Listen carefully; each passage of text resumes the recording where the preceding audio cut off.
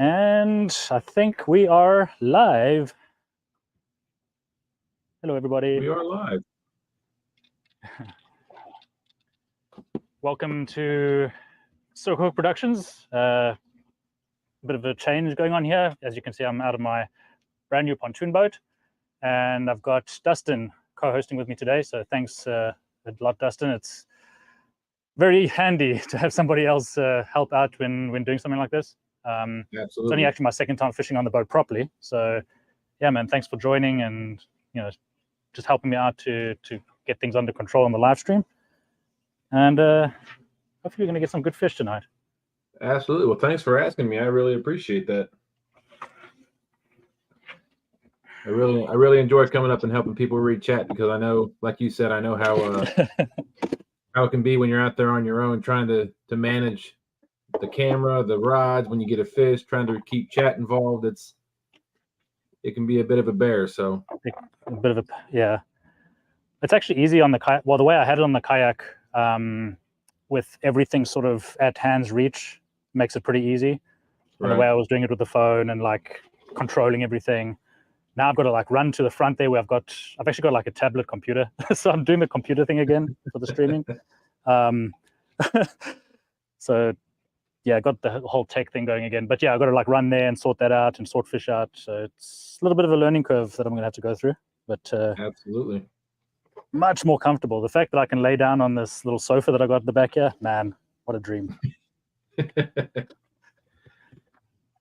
I'll go ahead and put you full screen since you're the one fishing. I'll just be the voice in the background. Yeah, that's okay. We had Burrito Catfishing Lady, Miss Lisa, was first, saying, "Hey, Clinton, Dustin." Hey, Lisa. We got Smoky Mountain as well. Hi, Clint.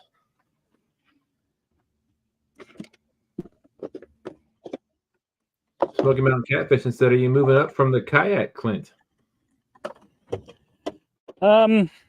Maybe.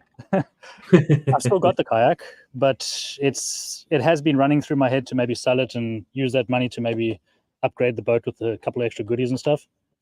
But at the same time, having the kayak's also really useful for spots that I can't get to with the boat, and maybe if I just want to like quickly go at 1 a.m. in the morning for whatever reason, I can quickly go with the kayak. It makes it easy. So I don't know yet. It's up for debate. There we go. We got Mr. Mike Chavez, Fishing and Cooking with Mike Chavez in the chat. What's up, Mike? How you doing this evening, sir? Saying howdy, hi there, friends and neighbors. Howdy, howdy.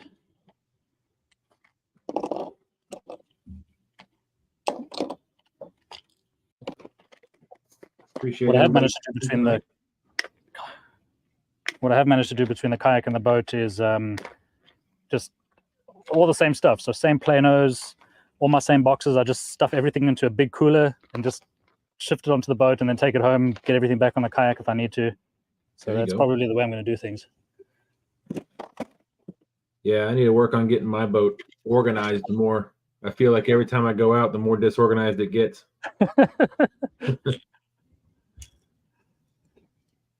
And the fact that I can't have my boat at my house makes it even worse because I end up putting the boat at the storage spot and then I don't go back to it until the next time I go out fishing. Yeah, I've got the same problem. I've got the HOA issue. So I can put it on the street outside the house for like a night. Any more than that, then they start complaining. Yeah. So I'm pretty lucky. I got like a storage facility right next door with like big units and stuff. So I rented one there. So anytime I want to go and just like tune up something or install something on the boat, I'll just quickly drive across and take my tools with. Yeah, my storage location it's only about, I don't know, 8 minutes away from my house, so it's not bad. Okay, it's not bad.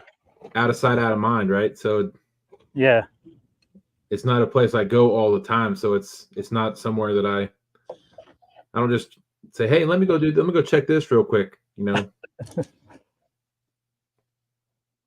Hey, what's going on, Bobby? 922 Crappy Barbecue in the house. What's up, 922? Lisa said, Dustin, just so you know, I've been Team TSW. You got a shirt. You're always Team TSW, Lisa. She said she had her shirt on all day. That's awesome. We appreciate that. I could probably clarify that. She had a TSW shirt on all day. I've got a Springbok rugby jersey on. Yeah, There you go. Springbok.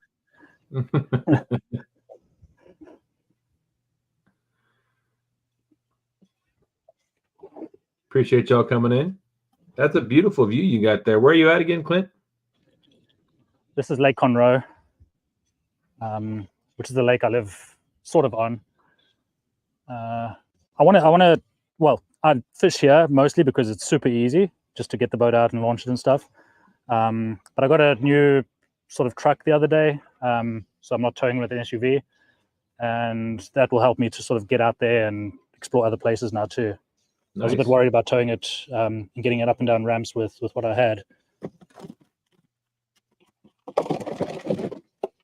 Yeah, I know how the feeling of uneasiness sometimes when you're launching your boat or trying to pull your boat out of a ramp that's got a little bit of grade to it with a vehicle you're not 100% sure of.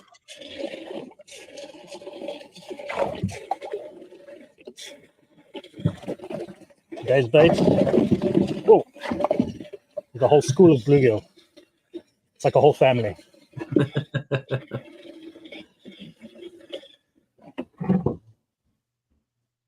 There's a nice one right there. Nice. That's a monster. They're all that size. That's your live well, huh? Yeah. Nice. So that's pretty cool. Like live well here, bait station, drinks holders, tools and stuff like pliers and scissors. So that's pretty neat. Smoky Mountain Catfish and say Clint wears him out on a kayak. Imagine how lethal he's going to be on a tune.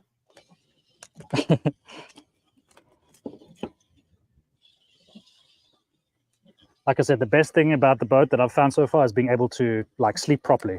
I want to like crash and just lie on the couch there, man. So good. Absolutely.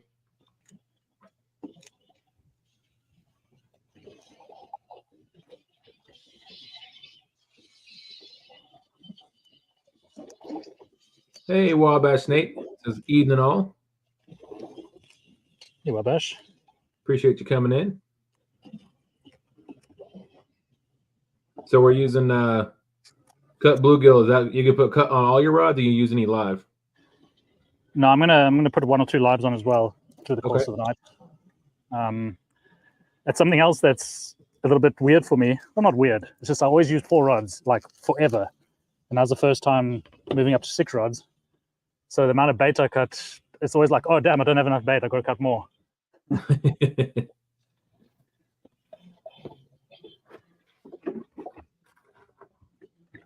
Let's get this one here.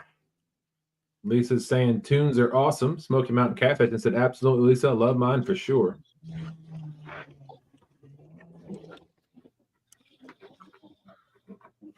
Yeah, I was sort of debating because I mean the monster rod holders are nice, and the monster like rod holder stand is also pretty cool.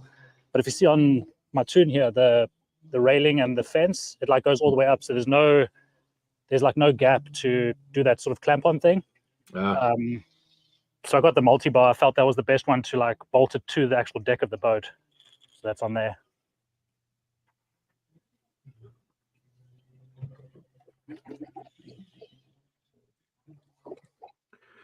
Smoky Mountain Catfish and said, just put a new transom board on today to be ready for next Saturday's LFTL. Nice.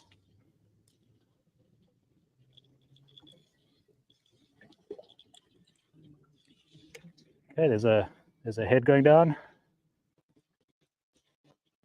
How deep water are you in right now? Here's about 15 feet, and okay. I am marking quite a bit of. It's quite a bit of fish down there too. Well, it's about 18 feet right now. Like I said, I think just before we started the stream, the thermocline is way high up on the water column, but it seems like there's fish above and below it right over here. So I might put a couple of lines above and some towards the bottom, see what happens.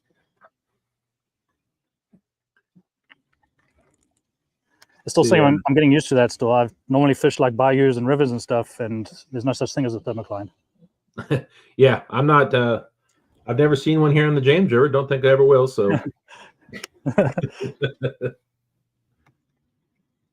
let's see. Bobby from 922 Crappie Barbecue said he can sleep on the surfboard. Just hope you ain't a toss and turner.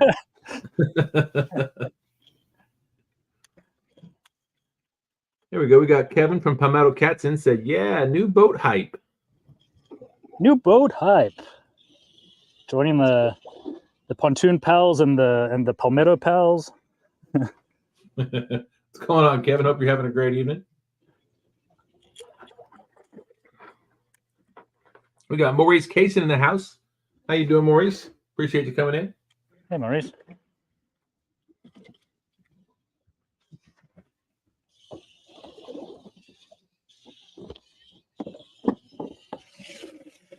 We have 6 rods going down. We got some cut bluegill, some live ones coming up here shortly. Just trying to get a small one. That's something I need. I need a bait net. Oh, come here. I'll wait till he's done messing with the bait tank.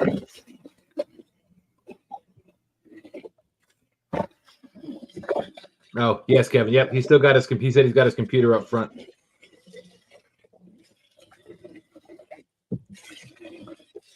Yeah, it's a different one, Kev. It's more like a rugged tablet kind of thing that I've had for a while.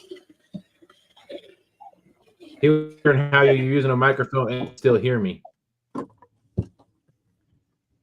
then he said, "Never mind." Because I'm using the computers. Yep. Yeah, exactly. Okay.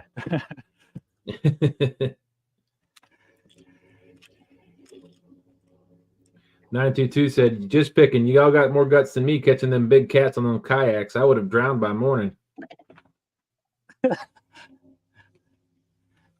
I've had a couple of hairy experiences, especially out in the bayou when it's rained like upriver and it starts flooding into the downtown Houston area. It's really hairy. Can only imagine. But there's a nice live one there. There we go.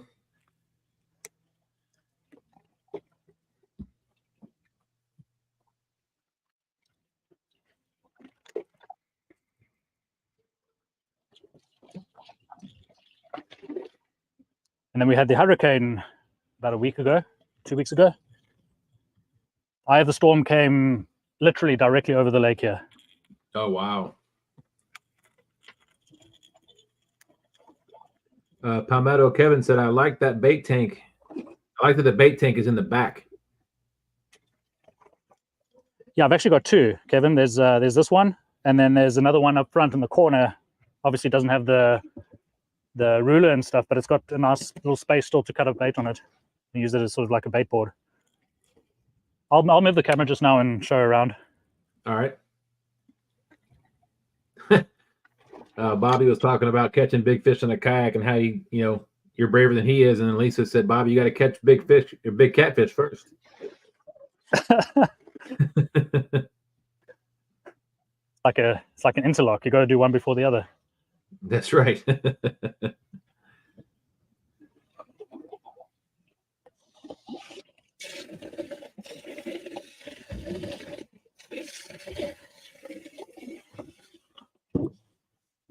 There's another Mondo gill right there.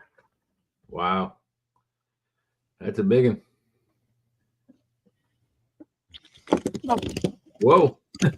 Almost went back.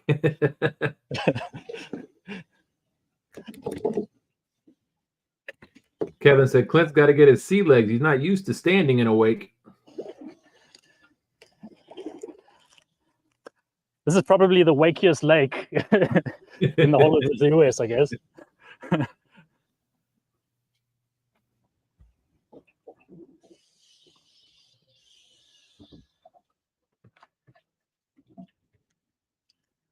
No, but saying that the first night I was out on the boat and the first day, when I went to bed that night, it was like rocking and rolling the whole night while trying to sleep. Yeah, my wife says the same thing. Different kind of. Whenever we go out on the boat, she comes back and she's like, I felt like I was on the boat all night. Uh-huh.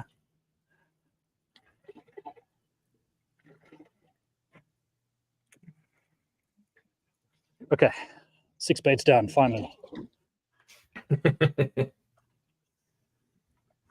Kevin said Clint, aka Captain Clean. He's got to be the cleanest catfish out there. Yeah, you see, I'm wiping and housekeeping. Right, let's. Here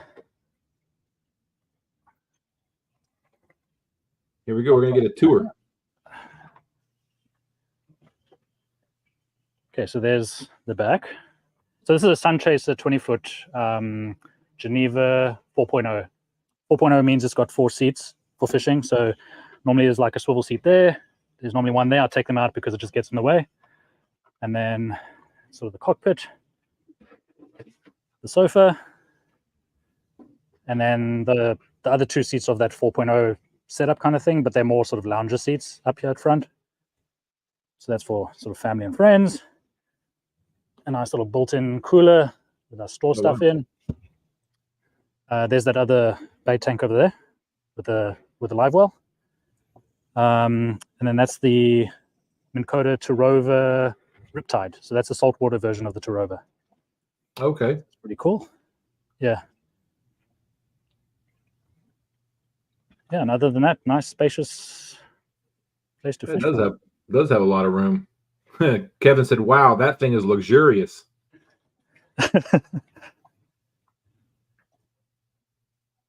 And then for all of you wondering again about the computer stuff, there's that tablet up front here. I just haven't mounted it yet. It's just sort of like balancing there on the steering column. But yeah, all it is the camera just plugs into it on the USB, and that's it. That's what I'm doing. Nice. Yeah, I'm gonna channel my best, Clint, and see if I can do some camera setups on my boat. So I think this one's easier than the video I made on the kayak setup. It's like literally just one camera and a cable and a computer. Figure it out. Yeah. There we go. Smoky Mountain Catfishing says, sweet tune, Clint. Nice tune, says Lisa. Thank you. We were talking about, Kevin was talking about you being Captain Clean. He said, yeah, he'll do that for a little while. And then. No, I don't know. I do it on the kayak as well. It's just, I don't know. It's just a OCD kind of thing. Yeah. One of the, Palmetto says, can I use an iPad and do that? No, yeah, you have to have USB ports. Yeah, we've got to hit on the live bait. Sweet.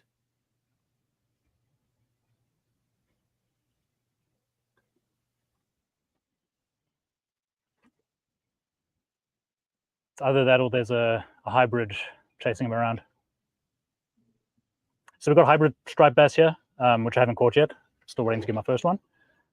And then no alligator gar here. It's like, I think there's long nose gar and no, I think that's the only one. And then catfish, obviously, and then very famous for bass. So it could be a big bass chasing it around as well. Gotcha. Oh, Goober Time Guide Service. Welcome in. It says tight lines. What's up, Dan? What's up, Dan? Smoky Mountain Catfish and said that thing puts my old tune to shame. Kevin wants to know if he could do that with an iPad with a dongle with a USB port on it. As far as no, unfortunately not. No, I tried that before. It would have been ideal, but phones, Android tablets, iPads, they don't seem to recognize the action camera or any webcam as a camera into StreamYard. Gotcha. And the reason why is because it's going through the browser, so either Edge or Safari or Chrome or whatever, and it doesn't allow that connection for the camera. Right. We got Rhonda fishing for Whisker said, well, howdy, hi, y'all. So this is where everyone is hiding. I hope everyone is doing well. We're not hiding, Lisa. Rhonda, I actually put it out on both YouTube and on Facebook to let everybody know. Come on in.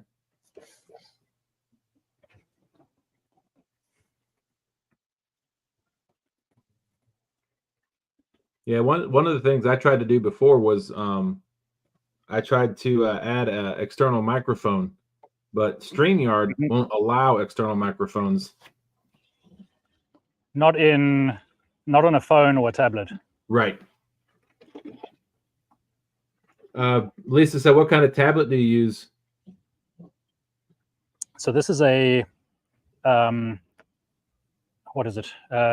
GTAC. So it's a GETAC, GTAC, F110. It's like it's actually used by like first responders and military guys and cops. They normally have them in their vehicles. It's those kind of things. And I picked it up off eBay for like $200. They're all like refurbished from, I guess, from like first responder vehicles or something.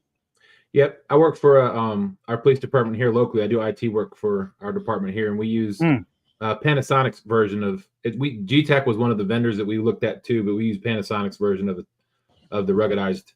Oh, I think it's a tough book or something. Yep, that's the one. Yeah. Yeah, we've gone through.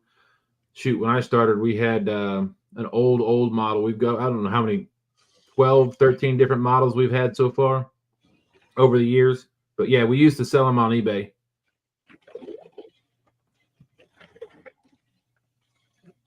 Hey, Jeff Beal, welcome in. Said I'm stopping in for a minute. Hey, Jeff. Rhonda said she's listening in while making ketchup and tomato sauce. Just make a lot of noise when there's a fish on, please. Okay, I'll do my best. Lisa, I am the man behind a lot of curtains.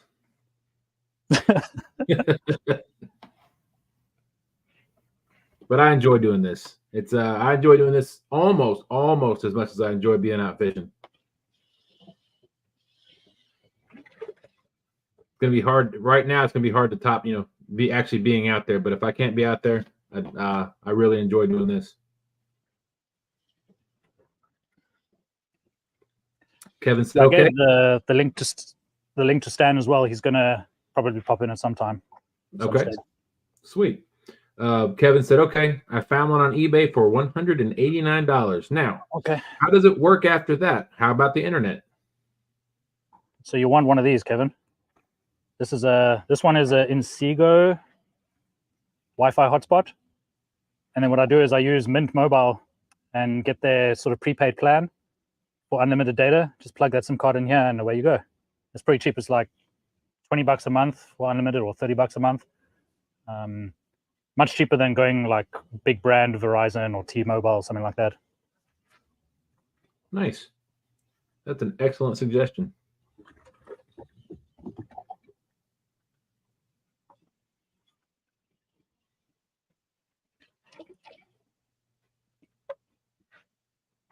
He said, okay. Yeah, one of the things I typically, or what I've been doing, because my internet at home has just been horrible, is I use my phone as my hotspot. But then, AT&T's been doing a lot of putting their thumb on that, so I only got so much data I can use as a hotspot now per device. And that's the benefit of using an actual hotspot device, because when you're doing it through the phone, it's actually registering as hotspot data, and you're limited to 10 gigs or whatever it is. With that thing, it's the unlimited data. Right. Yeah. So Kevin, you could do it through your phone, but like you just said, you're going to be limited by what your provider allows you to do as far as hotspot data goes. And phones, for some reason, the speed of the hotspot, it doesn't react or doesn't like perform the same way as a dedicated hotspot device. So I think it's like assigning its resources to phone stuff and not hotspot stuff. Yeah, the funny thing is, like, I can put my phone or my laptop here at the house on my phone's hotspot, and I'll have a much better signal than I do using my Verizon wireless in the house, just because Verizon's been horrible. Well, speaking of two stands, plus then you get the support. Hello, Kevin. Lisa said, I have unlimited hotspot on my phone. I thought I did too, but then I was doing a show, an SNL show one time, and I was connected to my phone because, again, my wireless is horrible in my house. And all of a sudden, my signal or my screen refreshed, and I looked, and I was connected back to my wireless in my house, and I looked, and had gotten a text saying that I had used all the hotspot data that I was allowed for the month. Hmm. Now I'll say with AT&T, it's per phone. So, and I've got like 5 phones in my family. So if mine runs out, I just go grab my son's and use it. And use his, yeah.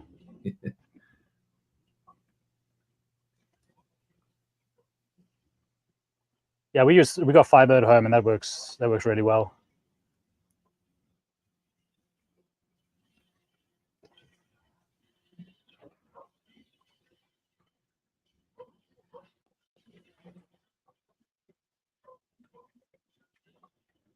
Yeah, it's a beautiful night out tonight out there. That is. It rained here today in Virginia. Oh.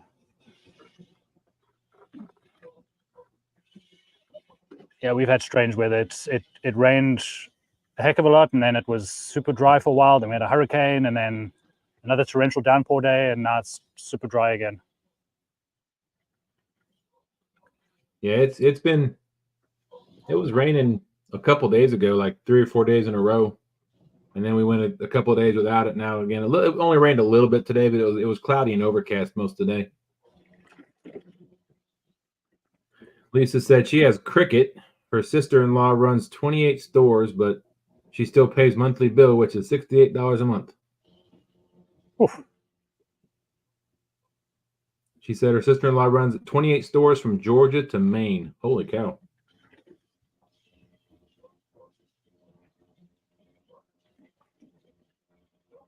There's still something on this live bait.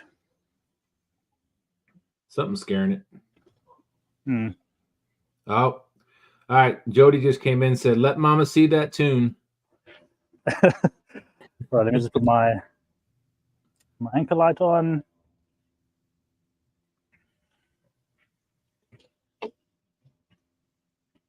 All right, Jody, Grand Tour just for you. Here we go.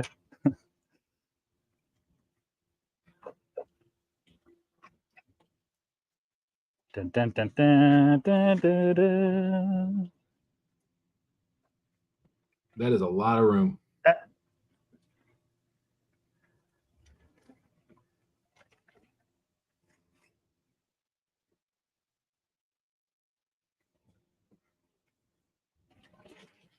We got Bobcat Outdoors saying, well, hello, Clint.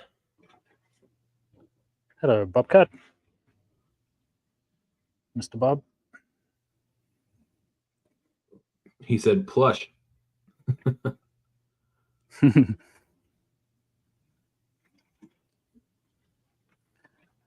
Yeah, I'm sort of kicking myself because we were in the market for a pontoon a year ago, and then we pulled out because the interest rates were what they were at that time. Right. And yeah, they much worse now. So my wife and I sort of went for it anyway, and we'll sort of figure it out as we go. Gotcha. But Bobcat it's said, also more for you're going to slime that thing.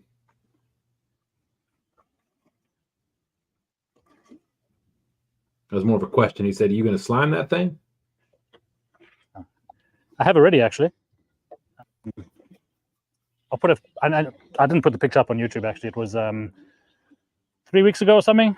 I was on JBT's live stream. He has like a recurring Saturday tournament, which is not happening right now. I think he'll kickstart it again next week or the week after. But I caught like one small one during the stream, and then sort of decided to go on the whole night. Took a bit of a snooze here on the sofa, and then I just got slammed with a 25-pounder, 30-pounder, and I think the other one was like 18. Wow. But yeah, so the 30-pounder was a really nice, big, chunky one. And I didn't have a net yet, so that was a bit of a humorous situation to try and get the fish on board. Oh, wow. No net, huh? Yeah. Yep. Stan and I have been there.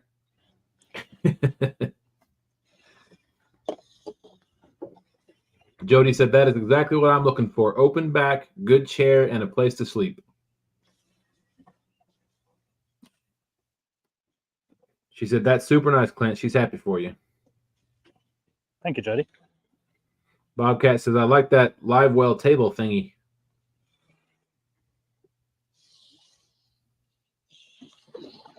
Yeah, this is awesome. It was one of the definite selling points of the boat. The only thing I don't like is this the Bimini top I got. It's a power one, which is nice because I just push the button and it sort of folds up and down. But it only has those two positions. So it has the up position like it is now, and sort of it takes away some space. That's a bit of a problem here. So it's not amazing. And then when it's down, it sort of covers the bait tank and it covers the rod holders and stuff as well. So I need to probably move it forward. I can probably get maybe 4 inches of space going forward, but it's still going to rest completely on top of this thing. So I've got to sort of have it up all the time when fishing.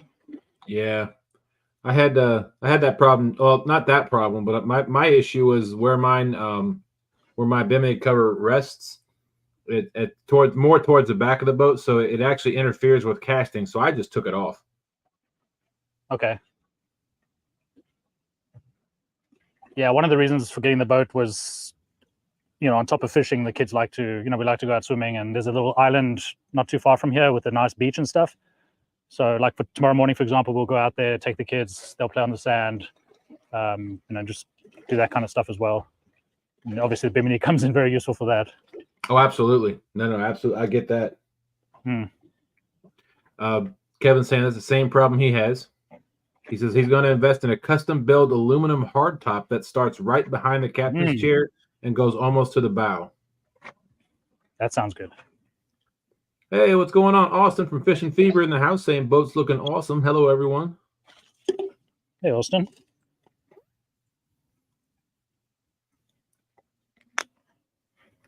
Thanks for reaching out for the Circle of Life tournament, Austin. It's going to be fun. Yeah, Austin puts on some fun tournaments.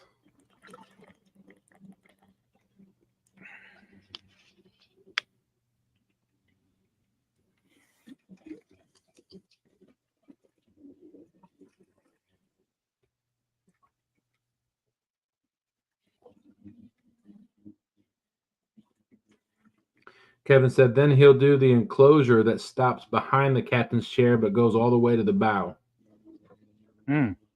Wow.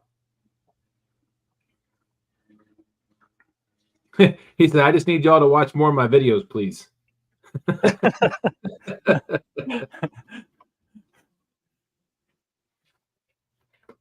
And Kevin, you said that's going to be like a fixed construction, so you won't have to like buckle it and zip it up and stuff. Yeah, he said it's going to be a custom-built aluminum hardtop. Ah, okay. But what about the sides and those? Because the sides, are they going to be like canvas that you clip them in, or is that also aluminum? Well, I guess the top will be aluminum, and then if you want to close it in. Yeah, then he's going to get that enclosure. I'm guessing like custom enclosure. Check this guy. Thank you. Yeah. Going home to his house. Probably lives right there.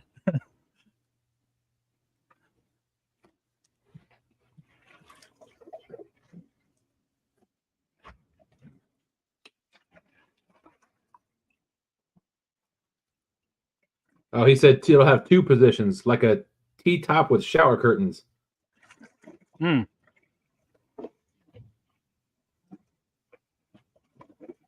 He said, but the T-top will fold down forward for long travel. Okay. Wabash Nate said Kevin's wanting a houseboat. I'm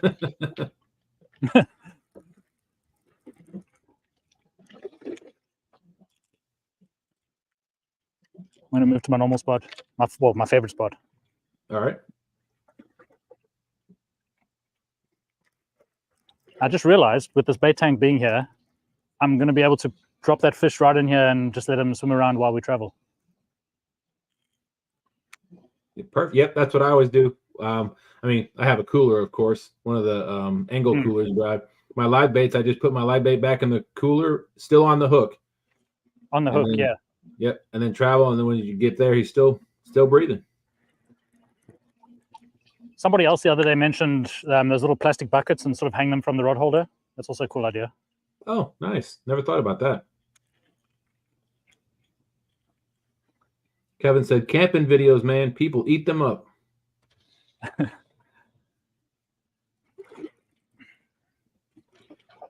He also said, but the enclosure I have makes me fish out the front of my boat, and it's not ideal.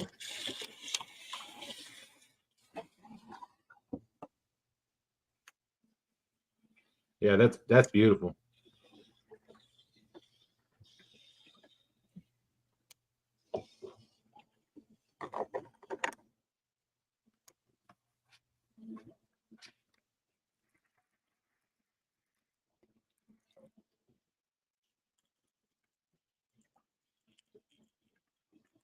We'll get some lighting going now as well. So all these little things I need to still think about. It's all very different to doing it on the kayak. Absolutely.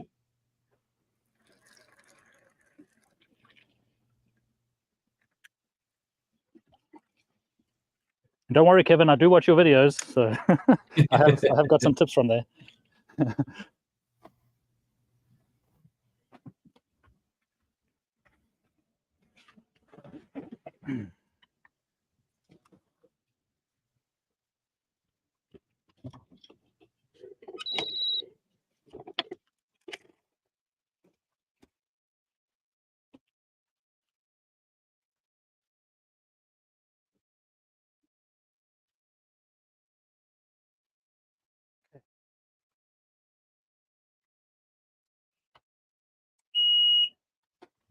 He said, watch more.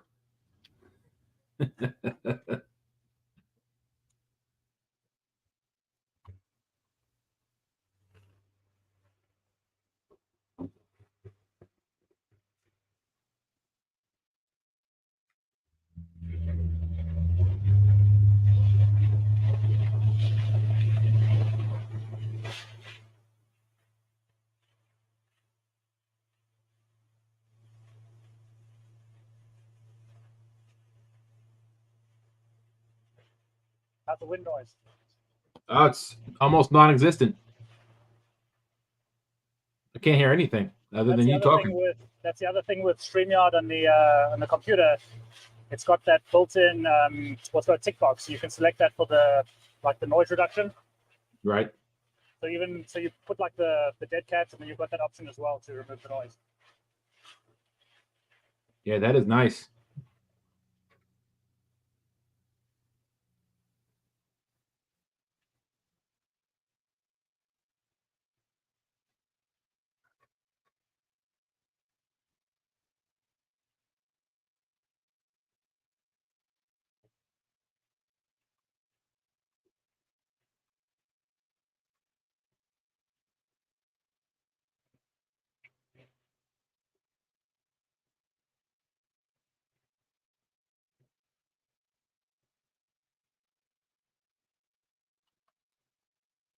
Kevin said, yeah, that Rode mic does very well.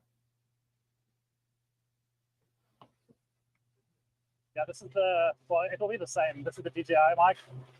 I just got it because I got the DJI cameras. So it pairs up with them almost by a click of a button. Nice.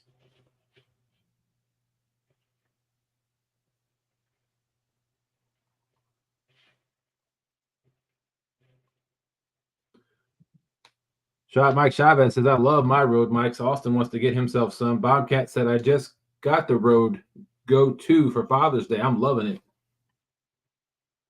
Yeah, they're awesome.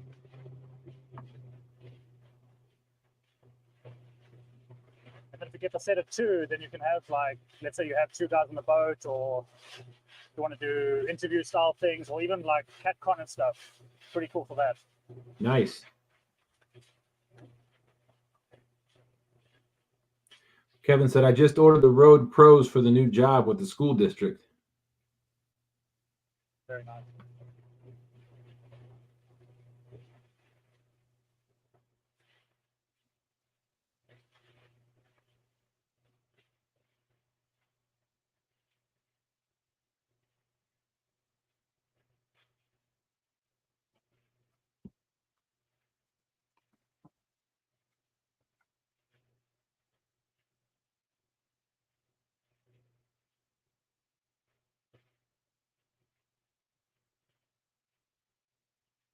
Yeah, it's amazing being able to watch you and still talk to you, and not hear anything else other than you.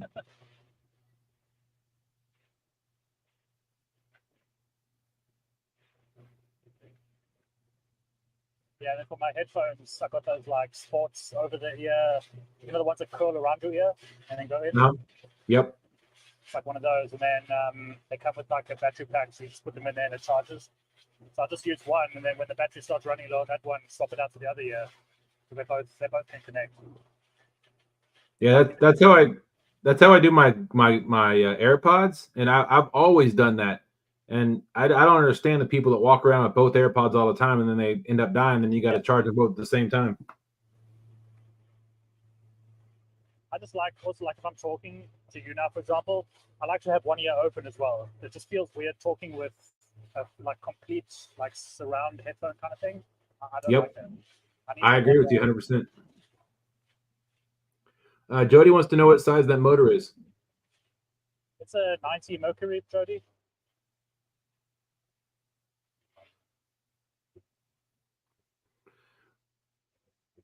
Welcome in, Randy. Rated for says here somewhere. Oh, it's rated for 125.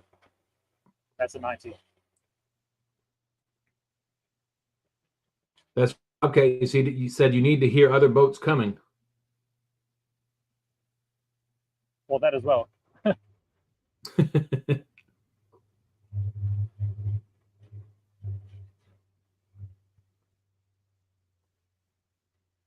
Yeah, Randy's saying that his boat, And the seating in their boat makes. I'm sorry, go ahead. I was just going to say the other night when I was sort of anchored here and I caught those fish in this spot, it must have been 5 a.m. before sunrise, and there were like two bass boats that almost hit me. They were racing each other, and I had to literally like start shouting and wave them down. They didn't bother. they were just gunning it. Wow. Randy Swain was saying that their boat seating makes them fish off the front, and Kevin said that's normal. He bought a boat kind of like yours. It's a fish model, which means it's open across the back. Yeah. This is also a fish model, but yeah, it's not exactly. And I maybe made a bit of a mistake when buying it and not noticing that with the Bimini not sort of leaving the backspace completely open. But it's not a big deal. It's fishable. Yeah, it's crazy that they wouldn't have a halfway for that Bimini if it's a fishing model, knowing that those people who are going to fish off the back of there are going to have to cast, and that might get in the way. The thing is, and this is from Dieter Melhorn's video the other day as well, when he was at iCast in Florida. People don't care about catfishing. Like the wider industry, they don't like nobody that made this boat or any pontoon boat for that matter. Maybe if it's what's the other one? Quest. They maybe do. Obviously, Sea Arc makes catfish boats, but others just don't care or just don't realize that there's an audience for it. Same with the kayaks. There's not one single manufacturer that makes an actual kayak catfishing kayak. We got to like do things ourselves and DIY and make it work for what we want it to do. Yep. Jody's saying that she built rod racks on the front and back of her pontoon that way she can fish either end according to how it sets when she's anchored. Okay. Yep. Kevin said not built for catfishing. What's up, Sampy? Welcome in, man. Hey, Sampy. Yeah, Kevin said they're made for pan fishing or bass fishing. Mm-hmm. Or pulling a tube. Yep. Yeah, Jody says hers was a bass buggy pontoon with live wells under the seat.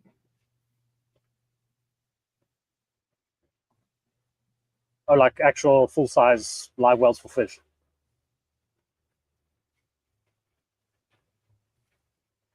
Because these ones, I guess this is classed as I guess this is considered a live well. They're at the back, but for catfishing, it's a bait tank. It's not a live well. Right. Yeah, you wouldn't be able to fit a very big fish in there. No. I'm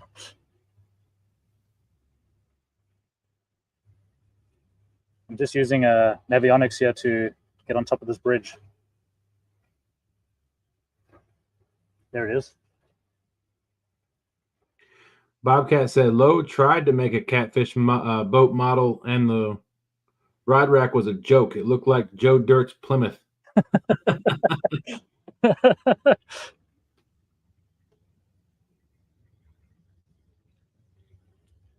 Oh, that's not the bridge. Hold on. Was there a sunken bridge where you're at?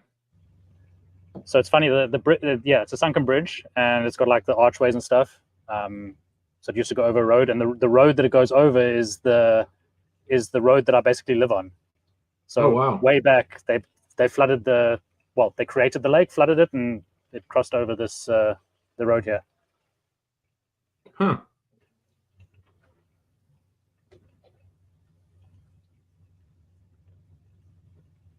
So these are literally my fish. They live just down the street from you. Yep.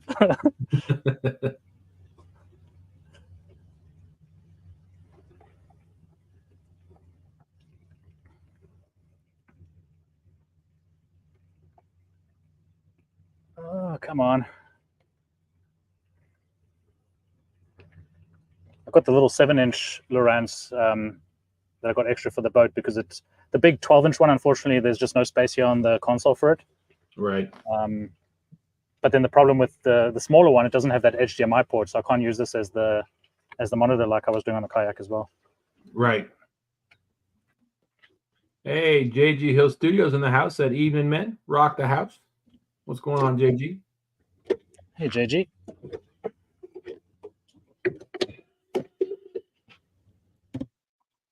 Okay, we're on the bridge. Spot lock on. We need light.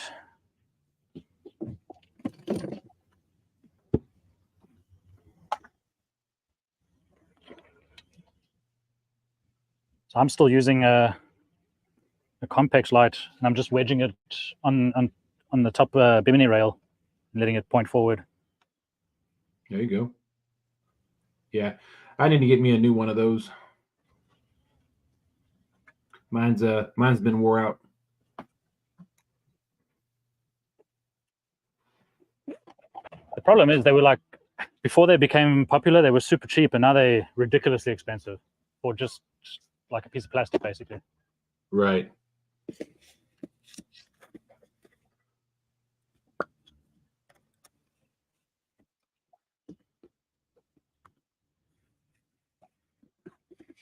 Bobcat says it still works great. I might have a problem. My remote for this thing. I don't know where that is. At least you got one of the ones that once you plug it in, it comes on. Yeah, it's like on the lowest setting right now. I guess it's not too bad. Dang, I think the remote's at home. I'm the man behind the curtain, JG.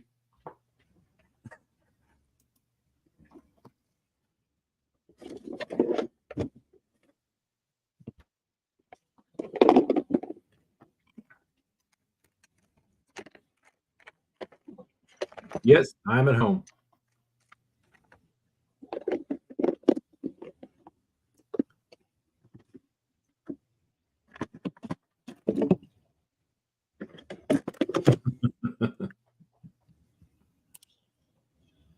Oh, got a black light.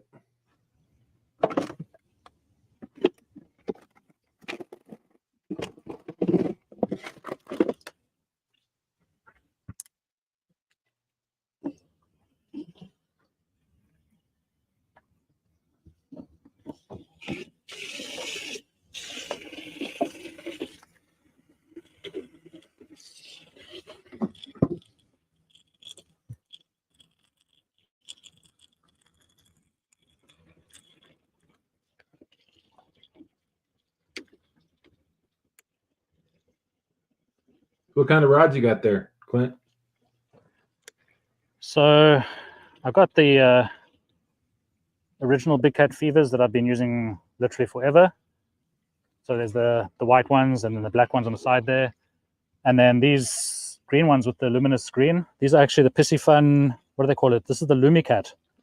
And they've actually, it's a 2-piece, and there's actually a battery that goes like in between the 2 pieces, and then the rod tip lights up when you put that little battery in there.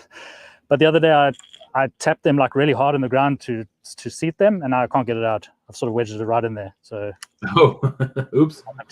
I'll have to like put in a clamp or something and just try and pull it out somehow. So now it's a 1-piece. It was a 2-piece. Palmetto said that him and Murillo designed that rod. Really?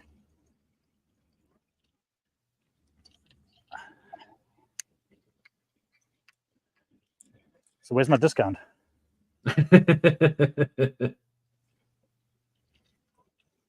He said, however, it's nothing like what we designed. They pretty much ignored our specs. Oh, I do like the rod. It is a lightweight. I guess it's more medium action, but it just feels balanced and light. It's pretty cool. Kevin said they sent me one and I've never used it. I think it feels like a broomstick. Is that the Lumicat 1 or 2? Because this is the latest one, Kevin. Maybe you have the original. Well, I say original, maybe the first version.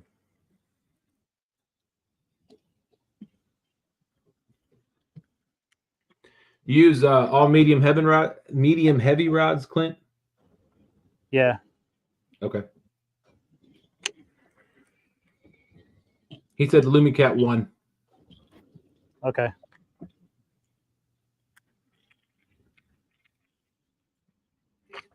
So maybe this is the one where they took your specs and stole it from you. Hey, Crappy Day Darren, what's going on? Formerly known as Crappy Day Fish On, says hello, good people.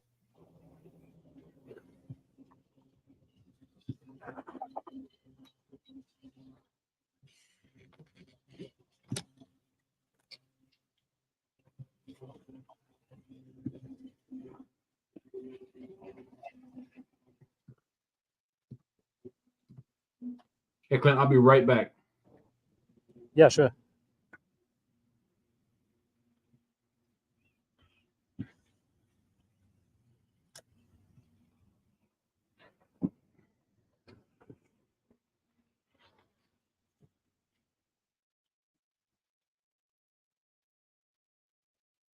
Yeah, I guess the lighting is not great. How does it look in the?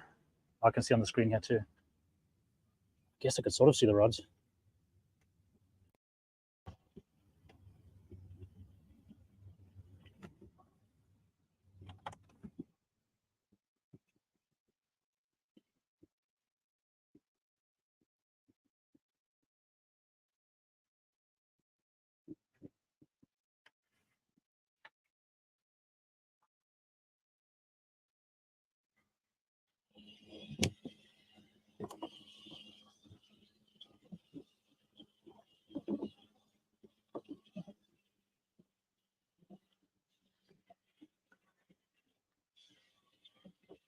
Does anyone in the chat have a good suggestion for like 12-volt black lights that I can mount somewhere?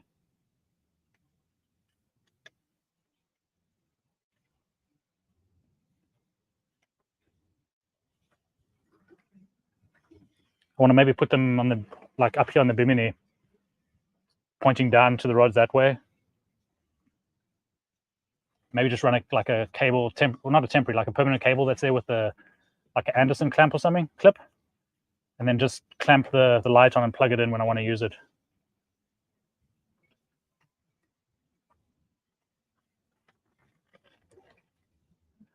Cody Robertson says Black Oak LED got some really nice ones. Okay, cool. I'll look into that. So it's, what do you say, Black Oak LED? Okay. And are they fully like waterproof and weatherproof and stuff?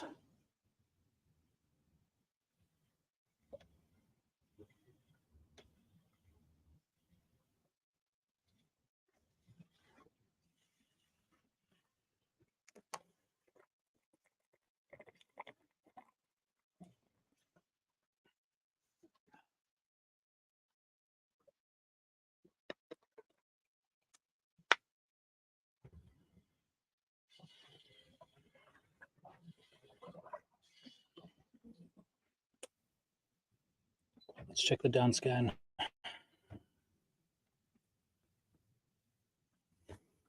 Sonar. Yeah, that thermocline's all the way up. But again, there's fish. There's those sort of diagonal lines of fish shooting up off the bottom, and there are a couple of fish at the bottom as well. So it's not like they're not going down there.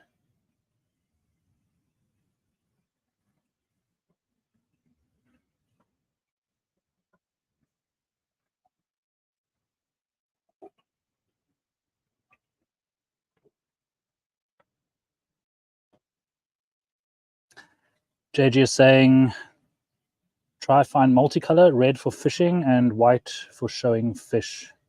Ah, okay. Yeah, so normal like spotlight white for normal camera work stuff. And then, why do you say red for fishing? Is that for the bugs? I'd assume so. I know when I used these same black lights in the kayak on the Trinity River the other day, I got absolutely swamped up.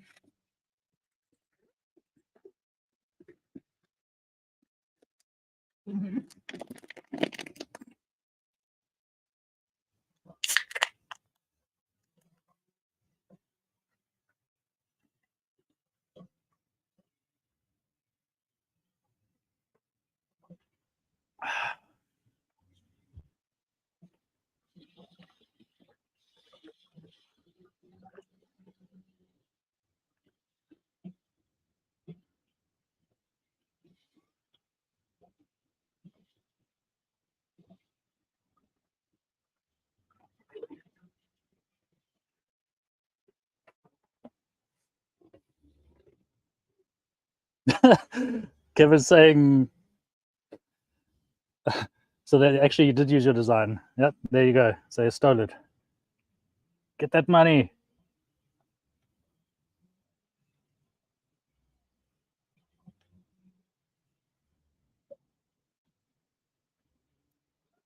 All right, I'm back. Had to give me something to drink.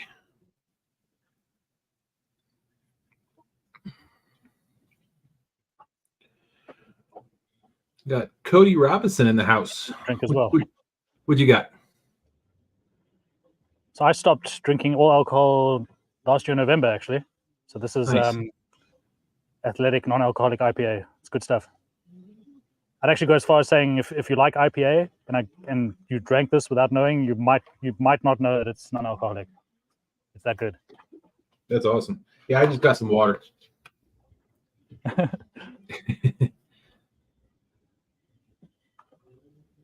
Were you able to read any of the comments? Yeah, Kevin's all angry and he's writing ugly letters to Pissy Fun. You see Cody Robinson's comment about the black lights? Yeah, no, I saw that. Okay. I took a note as well. Gotcha. Kevin said the problem with PC Fun is they don't do contracts.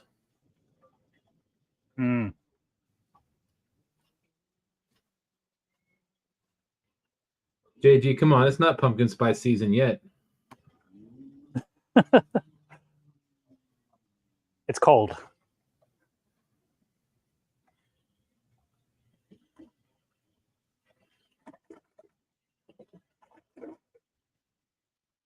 What's up, Matt? Want to be outdoors? How you doing, man? Thanks for coming in. Hey, Matt.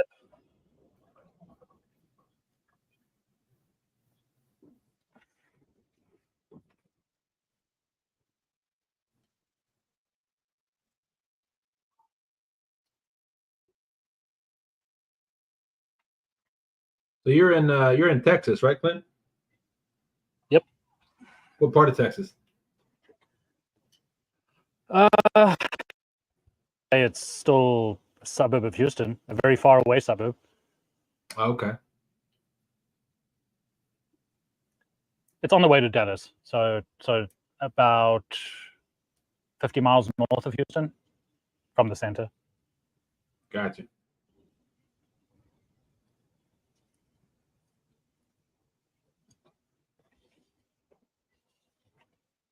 I guess Nightbot doesn't like people using a lot of symbols. How did Nightbot get in here? I don't Is that know. from you? No Well, one for she's me. bad. Somebody let him in.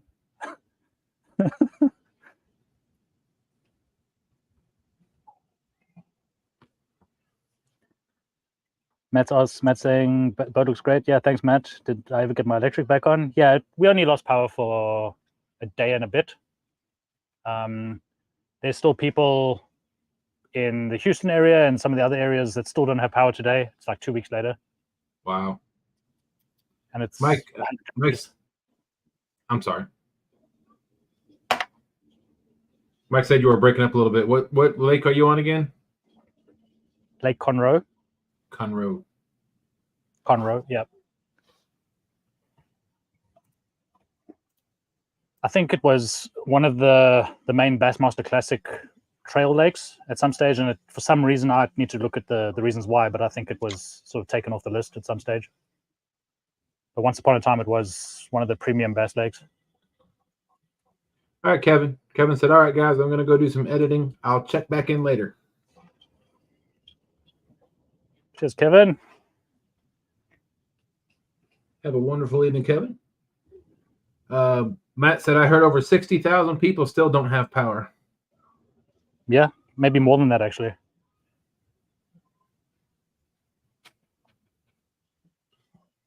Wow. At the heart of it, there was over 2 million people without power. Gracious. Hmm. Mike said, you ever fished Lake Isabella? I can't say that I've heard of Isabella. Where's that, Mike?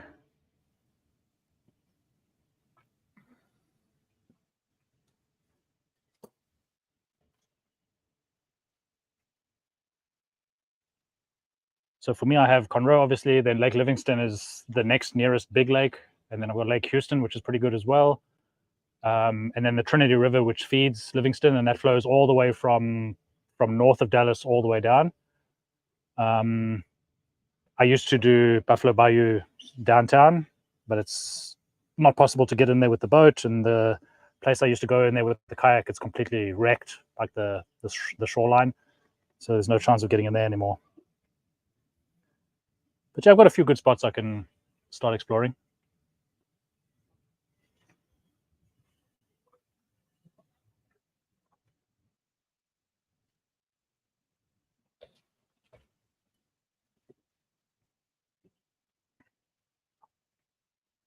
That live bait's getting chased around again. Oh, I hope something hits that thing. Oh, he didn't mean Isabella. He meant Livingston. It's been years since he's lived Livingston. here. Yeah. No, I've fished Livingston a couple of times in the kayak.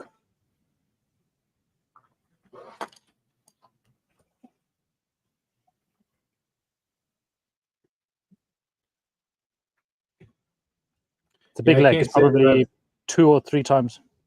What's that, Dustin? I was gonna say I can't say that I've never lived in Texas because from what I understand, I don't know. There was a years ago when I was younger, there was a little girl that fell down a well in Texas, made the national news. But I used to live in that town when I was really, really, really young. I don't remember it though.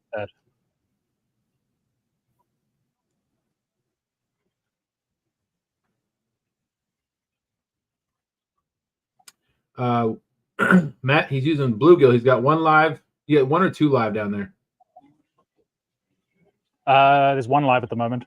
1 live. Yeah, 1 live, and all the rest are cut up bluegill.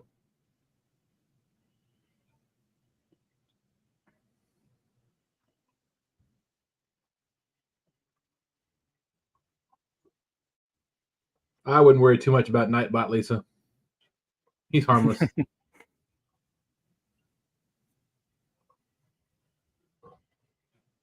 Mike Chavez said that they lived in the Houston area in the 80s.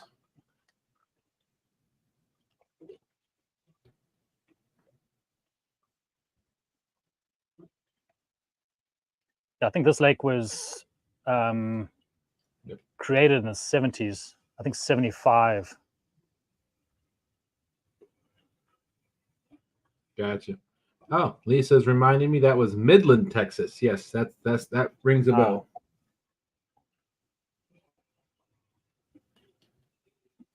Thank you, Lisa.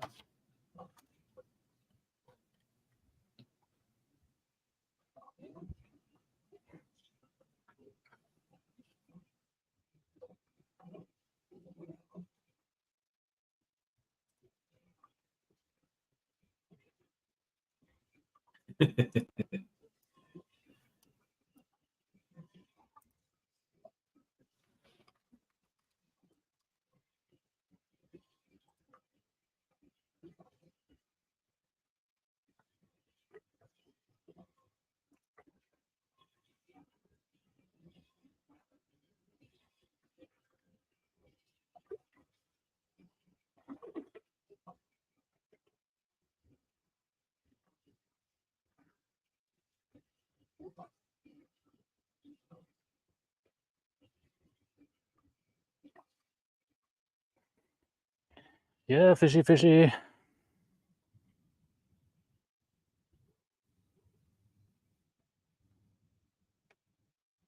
You ever gonna do you have do you ever do any trolling in there yet? Or have you done any trolling in the pontoon yet? Dragon baits? Not on the pontoon. I drag baits on the kayak. Right. I need to still get some planer boards to be able to do that properly. You know, if you go to a FOA Customs and Gear, you can use TSW 10, save yourself 10%. I've heard that. Somebody's mentioned that before.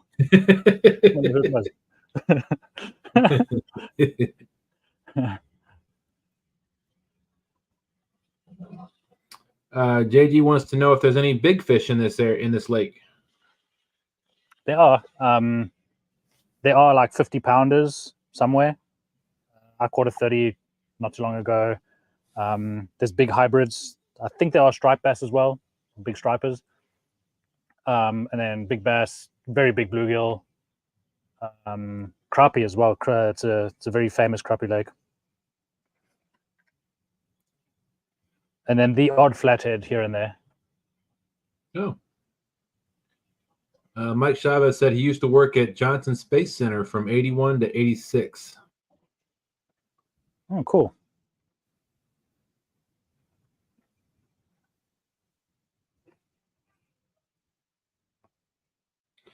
Matt's saying, I definitely can't wait to fish again. That's for sure. This is misery not being able to do anything. I bet it is, brother. Yeah, that sucks. Sorry, Matt. I know the feeling.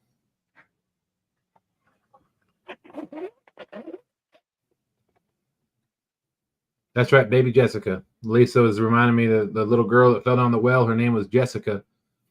It was a huge news story back in the day.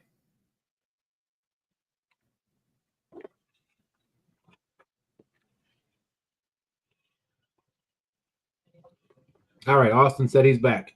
He's editing and got on you or said, okay, I'm back editing and got you on the TV. We're famous.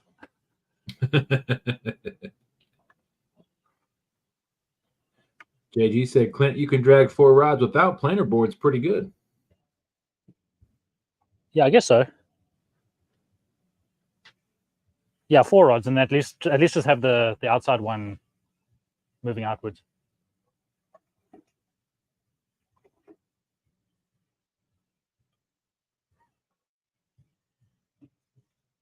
I'm angry about the light now and not having the remote.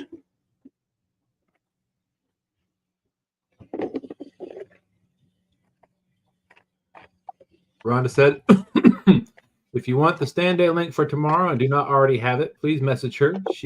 I feel link I forgot. She forgot. Feels like she forgot some people. So stand day tomorrow morning from 9 a.m. to noon on Two Stands Fishing Channel. JG said he back trolls and drifts with his pontoon.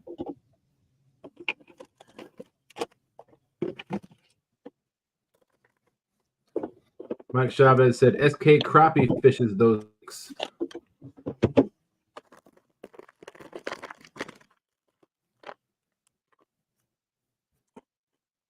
Maybe if I have a snack, the fish will want a snack too. There you go.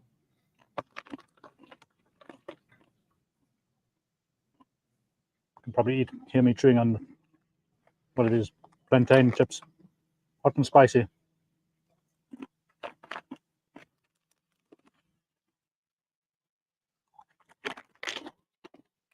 Rhonda's having some issues multitasking. Story of my life.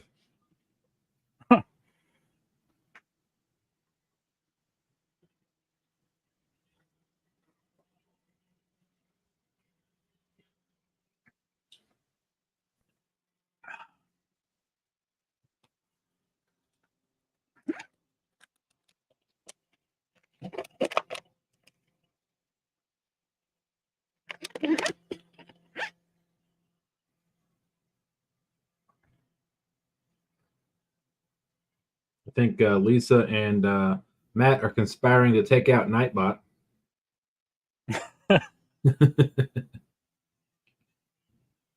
Just get a piece of software called CrowdStrike. That'll help. Yeah.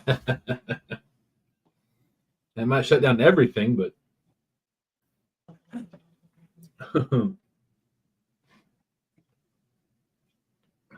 Yeah, I woke up Friday morning with my work PC not working. Oh wow. Yeah, luckily we had nothing internal to our county was affected. We had some external things that got affected, but didn't stop us from doing our job.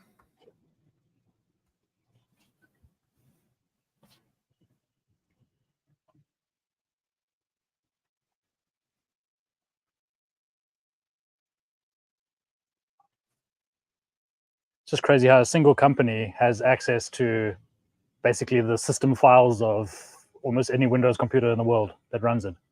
Yep. It was a Microsoft thing, Matt. With no checks and balances. I mean, what they're supposed to have like a validation platform, the update before it goes out. And obviously, it didn't do that. You're breaking up a little bit, Clint. Okay, maybe it's because I'm. You know why? Because I'm turning my back to the camera, the microphone. Oh.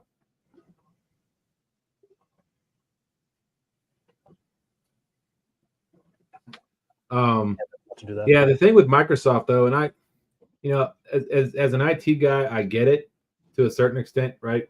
So they there's no way they can know the setup of everybody's computer that uses their software, but still the push it out and listen for people to scream about it after it breaks is not really a good business model, but it seems to work for them.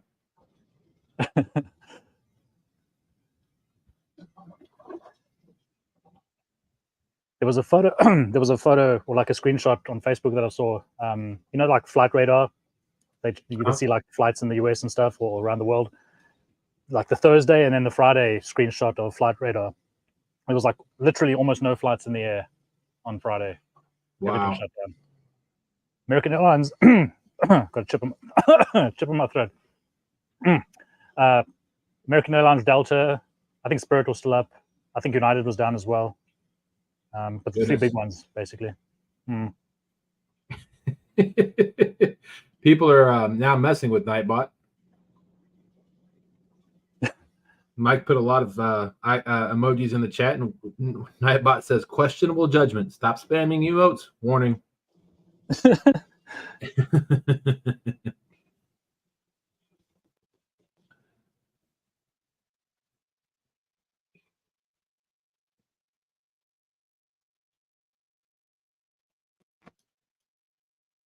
So how late you plan on staying out tonight, Clint? Probably, what's the time now? It's now 9:15 Central. Probably 11, Dustin. Okay. Yeah. I still plan to take the kids out on the boat tomorrow morning, so I can't go the whole night. Yeah. Austin said he saw that too about the flights.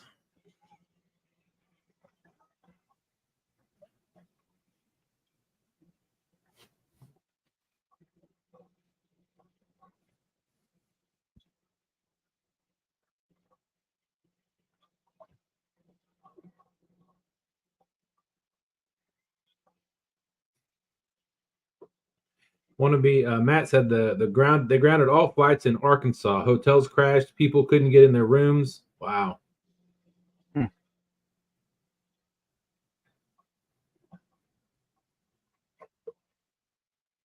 Well, Rhonda, that really goes without. You shouldn't have to be told that you were promoted. Like everybody knows how important you are.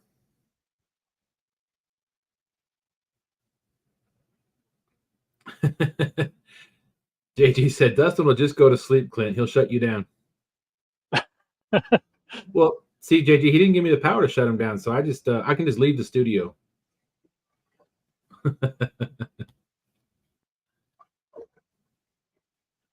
Nah.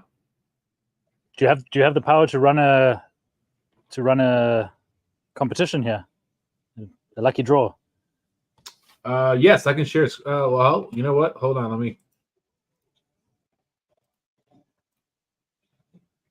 me see. Yes. Let me give 2 fishing reels away. I got 2. I did like a Temu thing a while back. I bought some reels which I used once or twice, but I took them off and put them back in the boxes. So the idea was to sort of give them away. So we can do a double giveaway for 2 reels. Don't ask me what the model and brand was again. Whatever. Okay. It's a reel. Okay, you'll win a reel. All right, so I'll just do. We'll do one right now. We'll do another one in a little bit. Yeah. And I'm still going to get stickers and stuff made again. I had all that stuff before, but want to maybe redesign it as well.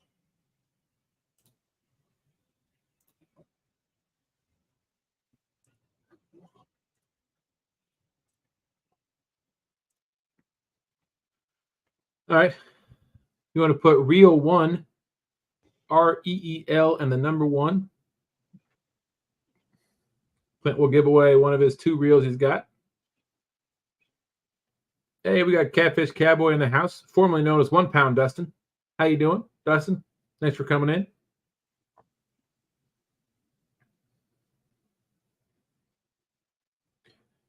Let's see. Austin said, my mouse went haywire. Southwest Airlines wasn't affected because they haven't updated their software for 32 years. Probably still running on like Windows XP. Windows 98. 95, yeah, 95, yeah. I think 95 would probably be the best thing still. Yeah. That was a good platform.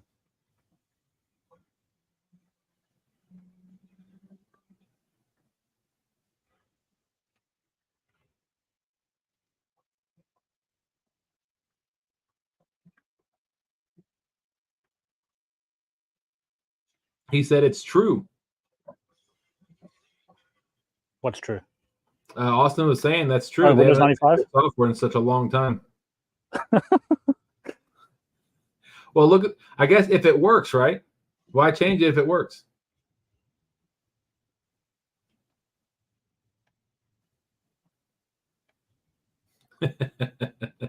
Oh, thanks, Matt. Matt was talking there about having one of my stickers, my old stickers. I think Matt, you were one of the first giveaway winners that I ever did. I think it was a 300 subscriber thing I had way back, and then Matt won I actually gave away a phone. It was like a rugged Android phone, and Matt was the winner of that. Oh wow! And then he dropped it in the lake like 2 days later. After he got it.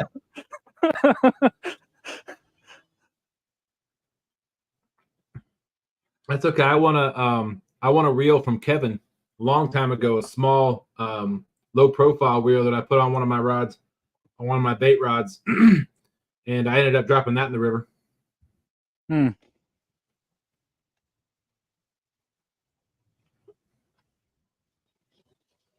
Matt said, I remember that, Clint. It still haunts me. Thanks for reminding me. I love that phone. You're welcome, Matt.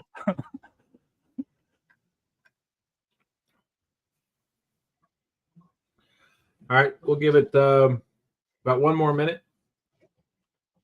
We got 11 people watching and 9 entries, so that's pretty good. It means almost everyone is watching. That's in there. That's right. Reel 1, put reel 1 in the chat, and we'll put you in the drawing for a reel of it's a surprise reel. Clint doesn't even know what it is.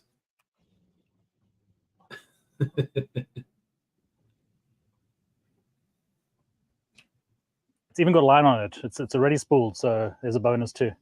Well, there you go. All you gotta do is throw it on a rod, and you're good to go.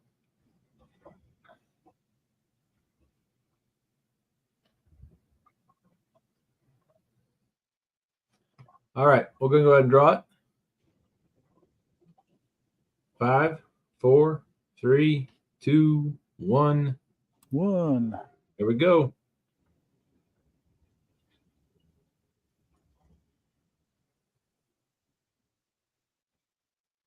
Smoky Mountain catfishing.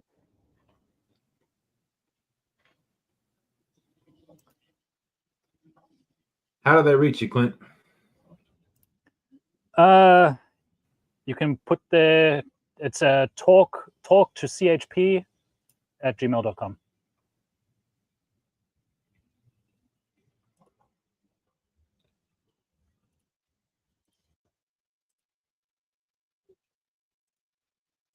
Talk to chp at gmail.com. Mm-hmm. He said, thanks, Clint. Address and it'll be on its way. Let's get my ugly mug off here and put Clint back full screen. There we go.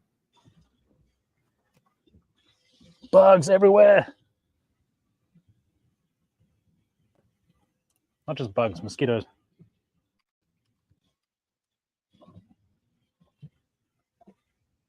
Congratulations, Smoky Mountain.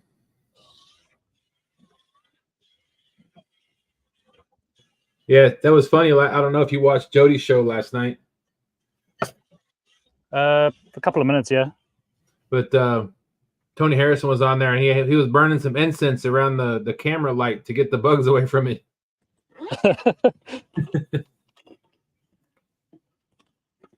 That is a good idea. I do have a thermocell. I'll get that burning. There you go. JG said blinding folks with that head. Come on now, JG. I haven't shaved my head in a couple of days. I got some stubble, so there's no reflection. Hey, Donald Long. Look, Donald, you came in just right after we did a giveaway. I'm sure if you would have been in for that giveaway, you probably would have won it. Donald wins. For the next one. Donald wins almost. I mean, I don't think there's a live stream I've been in and seen Donald in chat that he's put in for a giveaway and hasn't won something. I've never won on a live stream. I think I've probably entered 100 times over the last few years and never won a single. Not even a sticker. Wow. It's funny. I've done a couple of them. Like Austin was doing one, and I did it just to kind of get the numbers up, and I ended up winning. I was in a live stream last month, and for Fields to Water. And I looked at my wife, and because they were giving away an FOA gift certificate, and I said, you know what? Let me put in for that. I need some new gear anyway, and I won that too. But I typically don't win. Mine's usually the logo you see right before the winner. Yeah, I've had that before many times.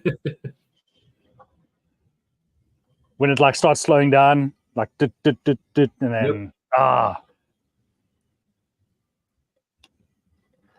Matt was saying the thermostat doesn't work in Texas because they thrive off the repellent. Matt, the reason I light it is so that it chases them towards me to bite me, and then my South African blood kills them.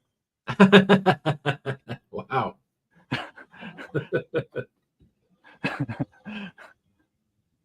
we don't mess around.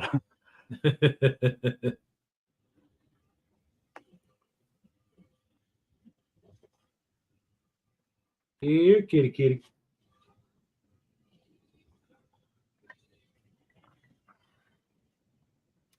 Randy old gray hair Swain said, Matt, import a couple dozen from Alaska and they will eat those in Arkansas and Texas. I've heard those are vicious things there. Alaska, wow. I wouldn't think that Alaska had mosquitoes. Well, I think it's in the summertime when everything's sort of swampy. Ah.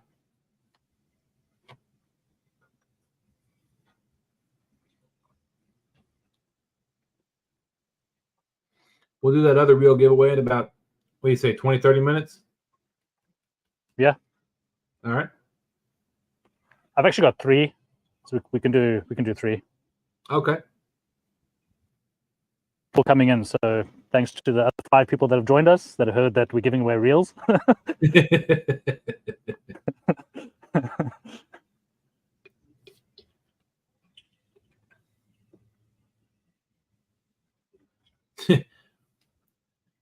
Matt said, very true, Randy, but the roaches in Texas eat cats.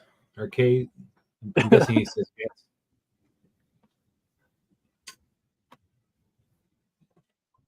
Randy said, they are just smaller than a starling. Wow. Mike Chavez said, Alaskan mosquitoes are notorious.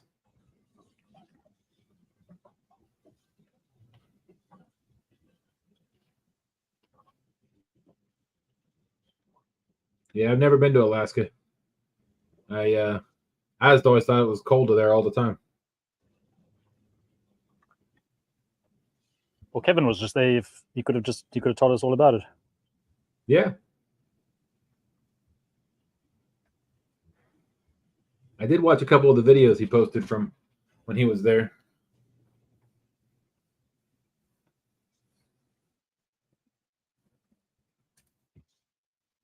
What were the fish that I saw? One photo. He had those. What's that flat type of fish that he was catching there? Can't remember the name now, but they get like really big. Flounder? It's not flounder. No, they. Ah, man, it's on the tip of my tongue, but they get enormous.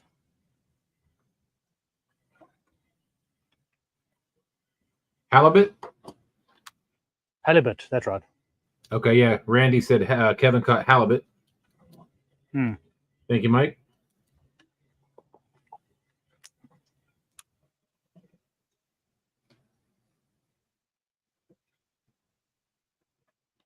So that's something I want to catch, and then I want to catch Goliath grouper in Florida. Oh wow, yeah, that'd be pretty cool.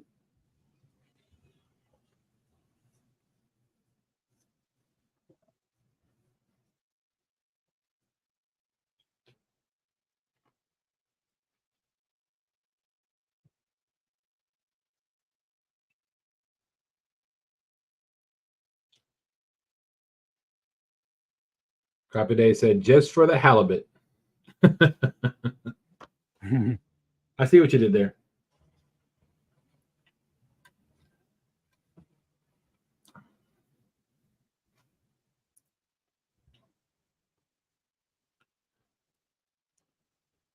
Hope everybody's having a fantastic weekend.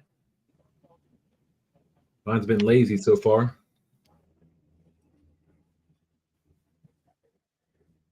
Yeah, mine was not lazy. I had to mow my. Well, it's not an acre, but it's enough lawn to upset me with my push mower. Oh wow. Yeah, I was telling my wife I was mowing the grass last week, and I saw there was a guy who had his own lawn care business who was mowing the grass of the house behind us, and then right next door to them.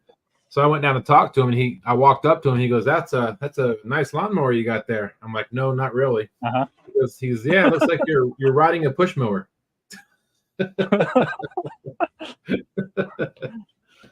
That's about right.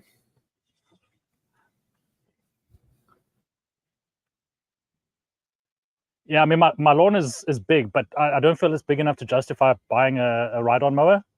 Right. So I'm thinking of getting like just at least one of those walk-behind ones that is sort of self-propelled. Right. Because those ride-on things are not cheap. It was looking like a zero turn is $4,000 or something, or more than that. Oh, I know. $5,000. I think I'm just going to result into having somebody. I'm going to pay somebody to cut my grass for me. I cannot stand yard work. It's one of the things that I just do not like doing.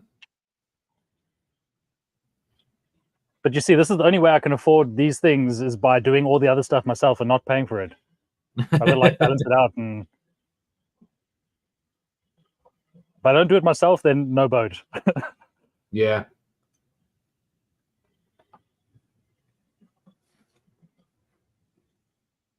Oh, awesome, JG.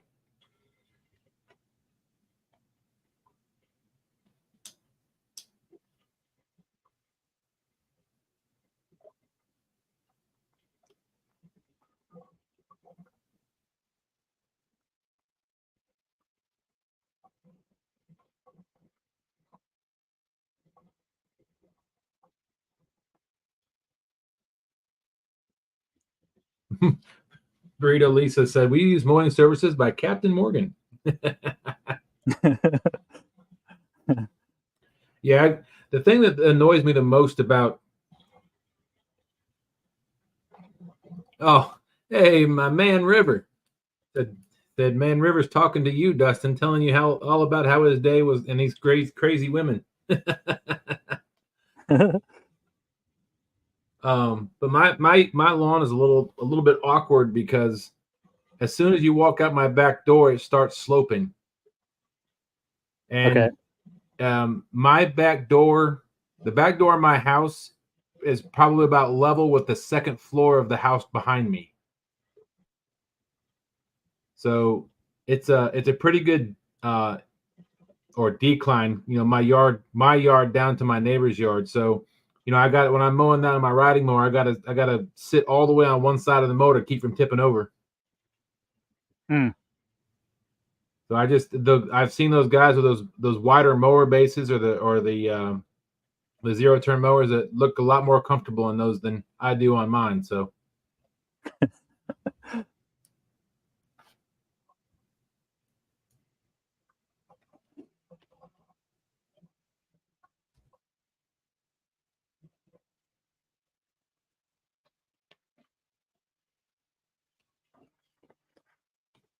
I'm gonna take one of these body sections out and put a live bait on.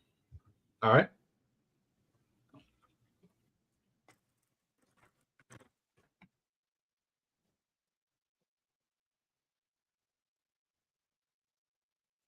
Sorry about the lighting. Oh, you're good. It's a bit.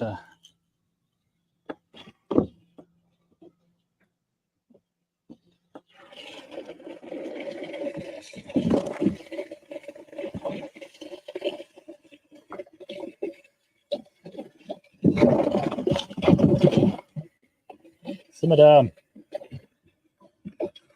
Tell you what, we sure can't hear that when you open the live well. You can hear it? Yeah. Huh.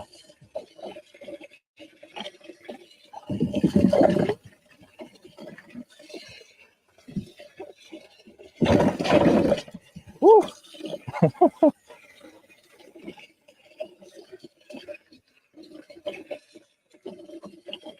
JG Hill saying the lighting is fine, Clint. We're enjoying the hangout. Awesome. There's that guy. Nice big one again. Big bait, big fish. That's right. Yeah, JG, that's why I said I'm probably just start paying somebody to cut my grass. I'll just sell my lawnmower.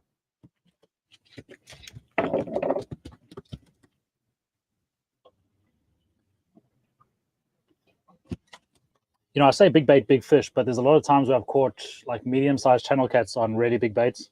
It's really annoying. Yeah. Yeah, Stan and I were freelining a couple of bluegill one time, and we ended up catching a flathead. He had like half the bluegill was sticking out of his mouth because he couldn't fit it, but he ate it sideways, so the spikes on the bluegill went up, and so it wouldn't come out of his mouth. So he ended up dying, and we Stan took him home and ate him.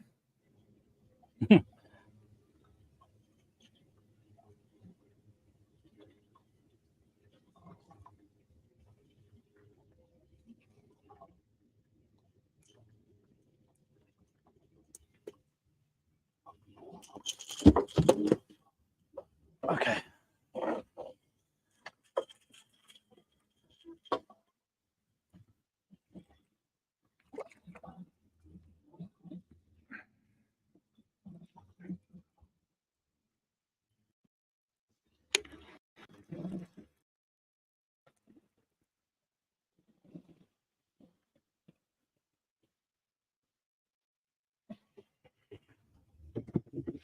just got that hook nicely into my finger there.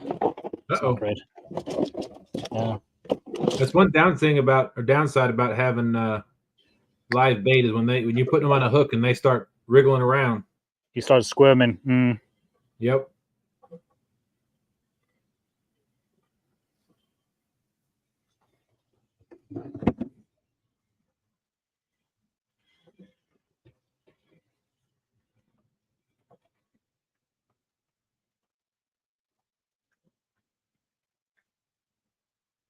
I need to somehow get the light like that.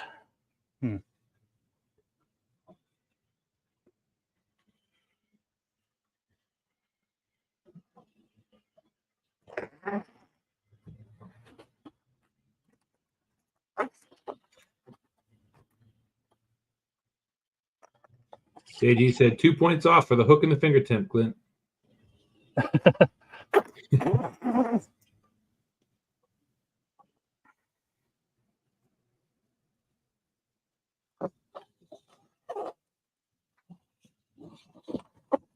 Yeah, I got one of those angle coolers. That's got the plastic rod holders on the side, and that's where I put my light. So you can always attach like one of those plastic rod holders to a cooler or something. Mm-hmm. That'd be a great place to put your light there on the back of the boat. Yeah, I've got one of those coolers on the back of the kayak actually, but I took those tubes off for it to fit in there. Okay. Without the tubes, it actually fits exactly in that kayak that I got, and then I use like just some straps to tie it down.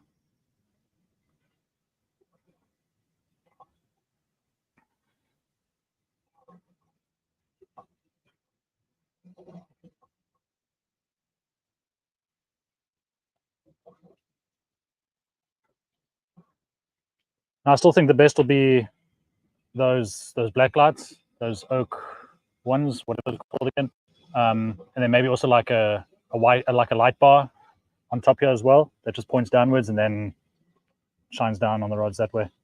Right. I think they make some This is all lights just too. makeshift. I mean, yeah. Oh, so they make some lights that attach to the multi bars there that shine up out on the rods themselves. Oh, okay. Yeah, because there's these multi-bar things have like track mountable space, so you can mount basically anything on there. Yeah. Oh, Denise, Misplaced Country Girl Fishing's in here saying I'm falling asleep, so I will say good night. Good night. Good night. Good night. JG's asking. Okay, Mike answered. Thanks, Mike. I was about to say that. This country. Well, the flag's not there, but yeah, that's the South African national rugby jersey.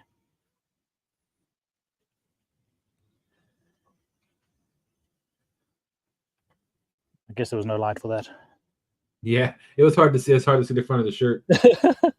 when I walked back, it was like, nah, I could see on the screen that there was nothing there. Oh, Bayou Beasts in here says, "Looks sweet, man. Congrats." Thank you, Alex. So Alex is my long lost fishing buddy. We used to fish together on the Buffalo Bayou all the time. Like through the night, we would mission to different places, camp out on the shoreline there, and hunt the biggest fish possible. Alex has caught some enormous alligator gar. Like when I say enormous, I mean like 7-8 foot long. Oh wow, 200 pounds, I want to say. Maybe you can comment there, but I guess close to 200 pounds. that's about almost the size of the sturgeon that Stan caught with Dan and Stan 3. The swear word sturgeon. Anybody ever heard about that story?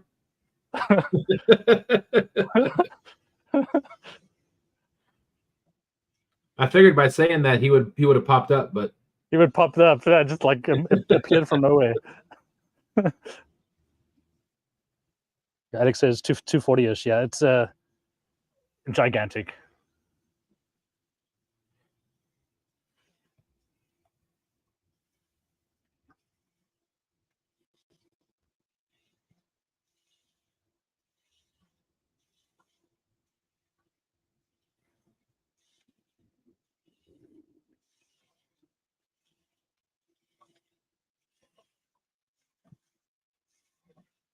Randy said, I heard that story. Maybe he can tell it sometime. Smoky Mountain Catfish said 222-pound sturgeon.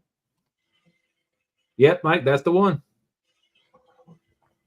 He said the one that was 8'4". Bayou Beast. I'm sorry, talking about the alligator gar. The gar. Mm.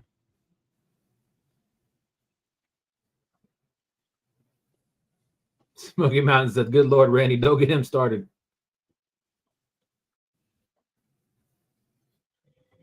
Yeah, Alex is saying it's a calculation. It's the same when fishing for big catfish on the kayak as well. With the blues, you sort of get the body circumference and then do a bit of math to get the estimated weight.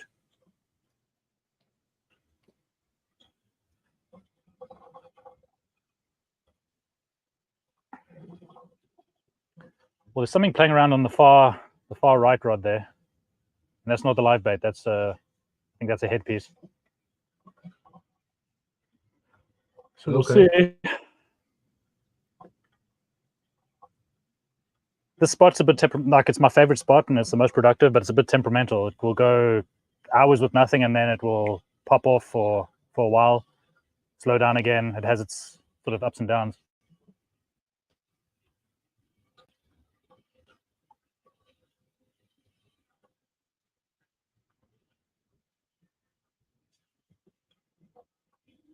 Yeah, JG said he sent a text to Stan to come hang out with us. He hasn't heard from him. I sent a text to Stan yesterday, and I hadn't heard anything from him. I saw him pop in here a little bit ago, like everybody else was saying, but no, I made him a co-host as well, Dustin, and he said he would join. Maybe he got sidetracked or busy with something. Yeah, I'm sure he'll pop up at some point. I don't think there's a live that Stan can get invited to that he can stay away from.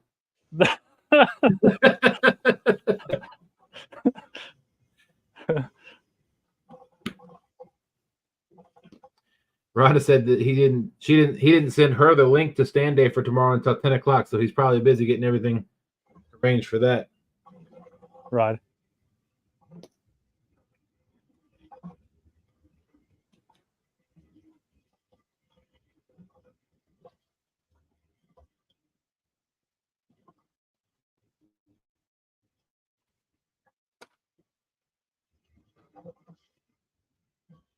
Yeah, so there's a couple of things I want to do still with the boat. It was the planer board, so I can drag more effectively. A drift sock, something I've never had before, so that'll be quite useful.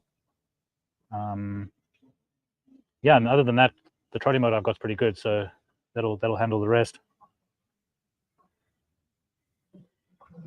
Yeah, those drift socks come in handy in the wintertime too. When it gets a little chilly out, you can climb inside of them and use them as a blanket.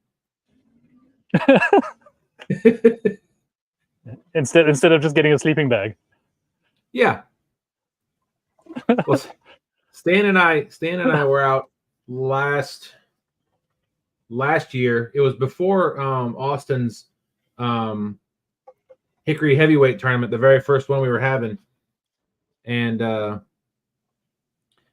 Stan and I were out for Jody's show the night before on Friday night.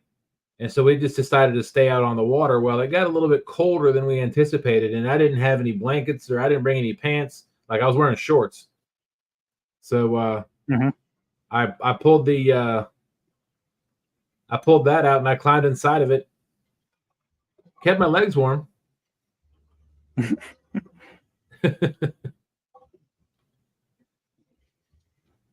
All right, Lisa wants us to do the next giveaway. She's getting a little sleepy. Okay, make it Springbok. Make it what? Springbok. Just to wake people up. And they have to type something longer. Wow. I started typing and I realized my fingers were on the wrong keys. That would have been awkward. You want to make people think.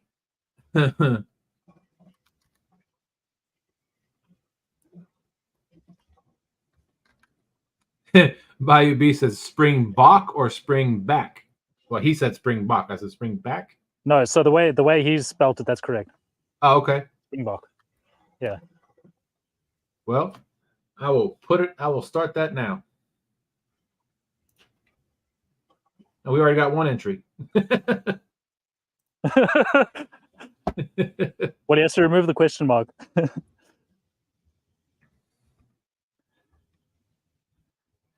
Yeah, so for those that have joined later on, it's for a reel. I can't remember the brands. It's stuff off Temu that I bought. But they're pretty good, like low profile reels with almost like 40 pounds of drag. So they're pretty decent. You can use them for your backup rods or whatever you'd like to do with it. They're good enough to use all the time, I guess. Cheap, but not crappy.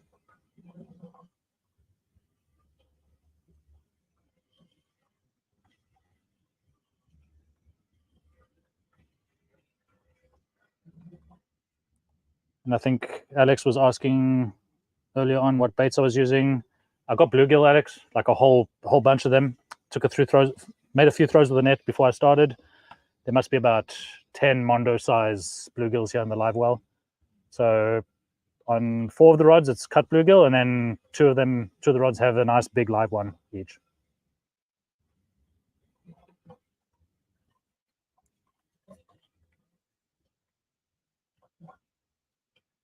Let's see. Austin was saying something a second ago. Dustin used the drift sock, and Stan was able to keep his thighs warm with a couple of bait towels. That's right.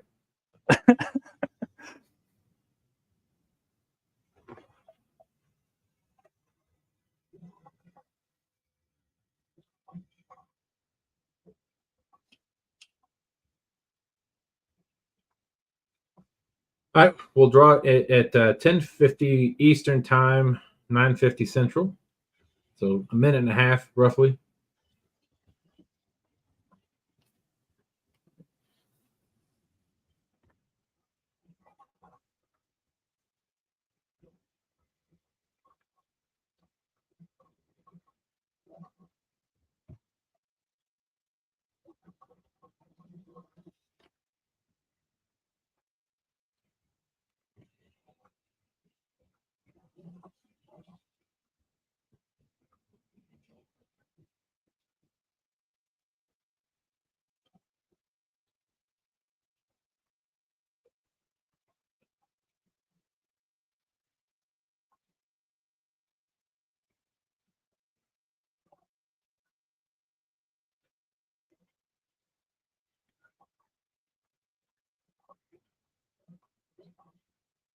I think my wife's just joined and she's asking, why does the word Springbok showing up on the screen and nothing else is happening?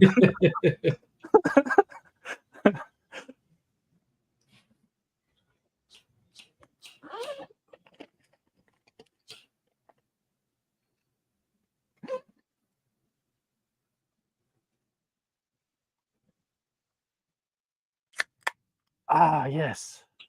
The sound of victory.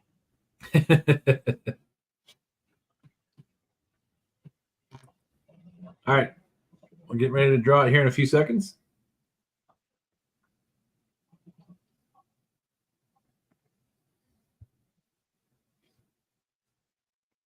We got 8 entries.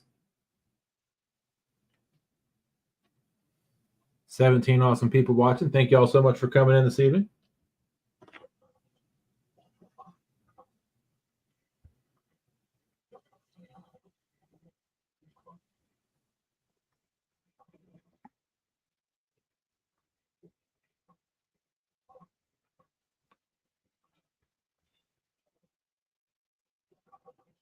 Yeah, I need to plan live streams a little bit further out in advance. This one, I was like just sitting in, after I mowed the lawn, I was like, okay, let me schedule it for tonight at 8, see what happens. All right, here we go. 5, 4, 3, 2, 1. 10 entries.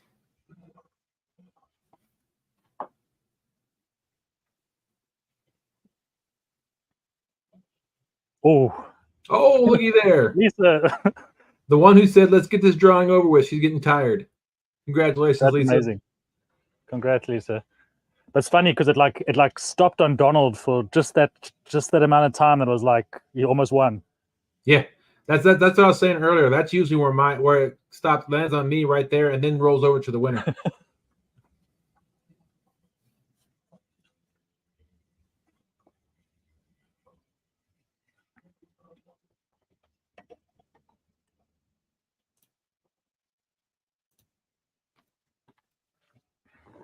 He said close.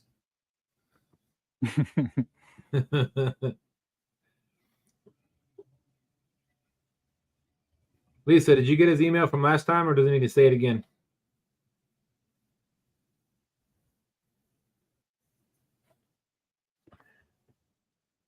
Can you make like a banner thing?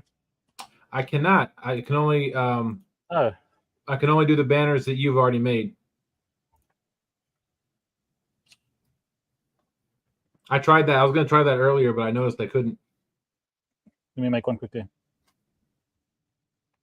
Randy was saying Lisa won a couple of monster rod holders last night, right before bed. Oh wow. Seems to be your lucky time, Lisa.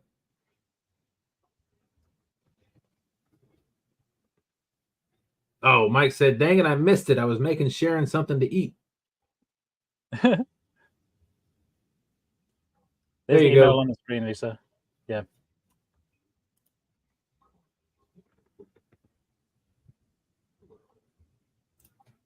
We'll do another one, Mike. I've got another reel to give away.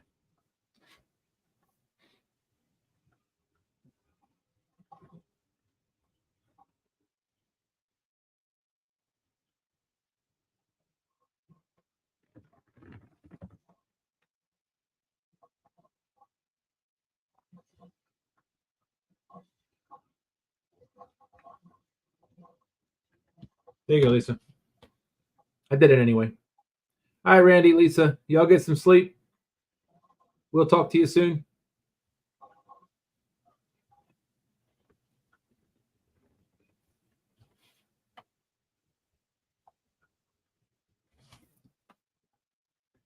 Good night, Randy.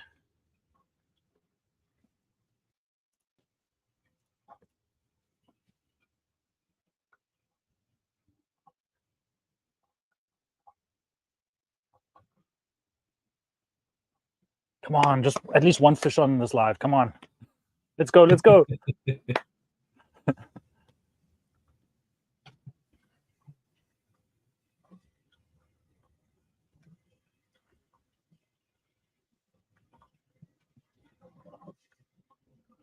Here, kitty, kitty. What I'll probably do is I'll give it another 10 here.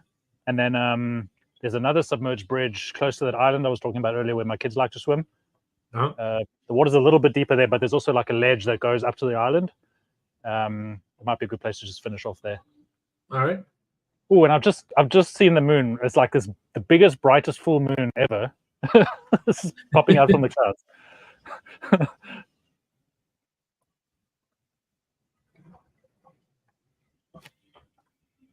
why no one else is fishing.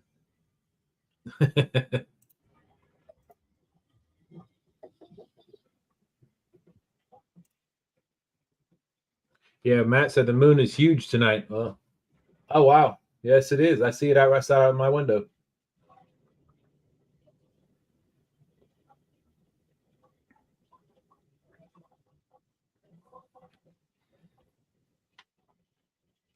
Bayou B said probably not going to get much action.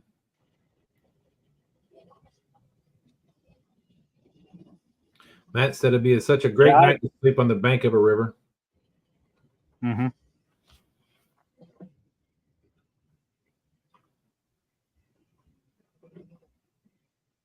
Yeah, I don't know so much about the moon, like full moon. I've caught good fish before and I've had skunk nights as well. It's sort of 50-50, I guess. Yeah, it's hard to say.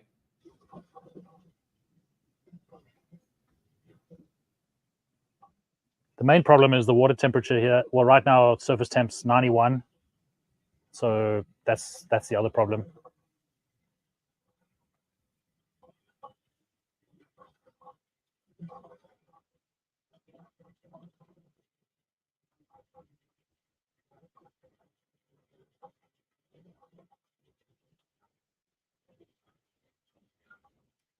JG said it's raining here.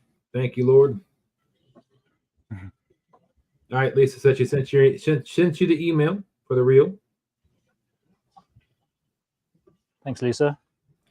She said, I usually just win stickers, but heck, Tuesday night I won rod holders and now this. Woohoo for me.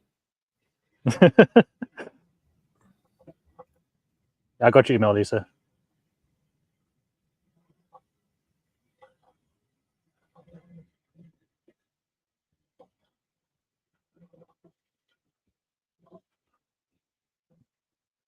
Oh.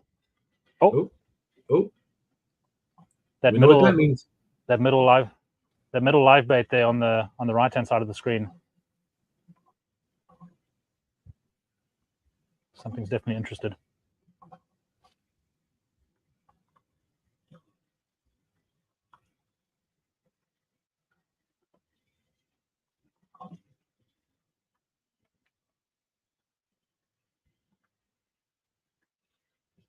Lisa said that couldn't have worked out any better. I said giveaway, I'm tired, and bam. That's right.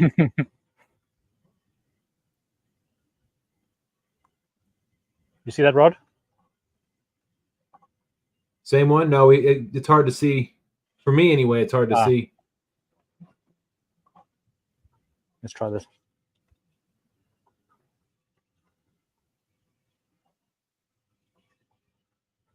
It's easier to see now.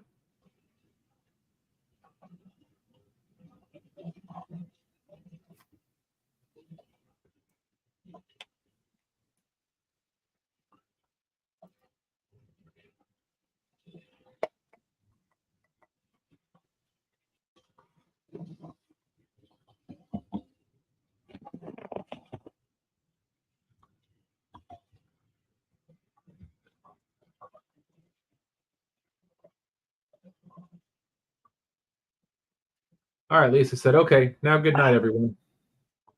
Good night, Lisa.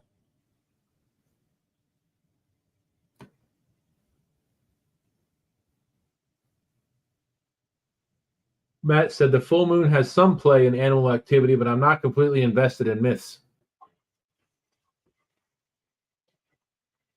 Yeah, it's hard to say. I mean, I don't know. I've done no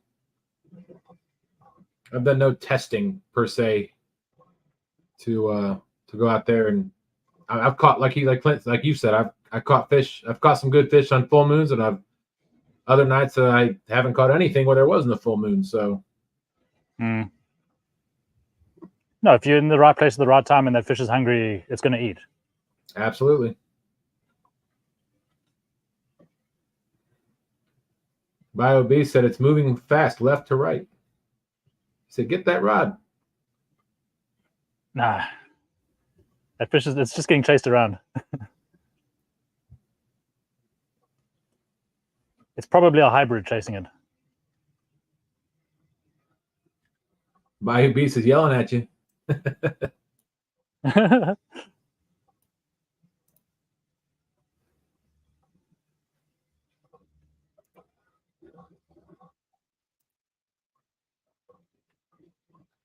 Bayou Beast doesn't live far away. He's welcome. I've invited him to come and drive over here and then get on the boat with me.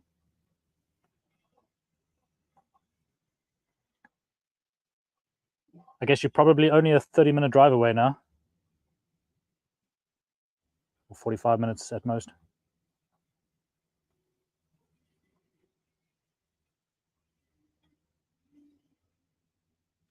Matt said he follows a few people on Instagram that chase massive alligator gar.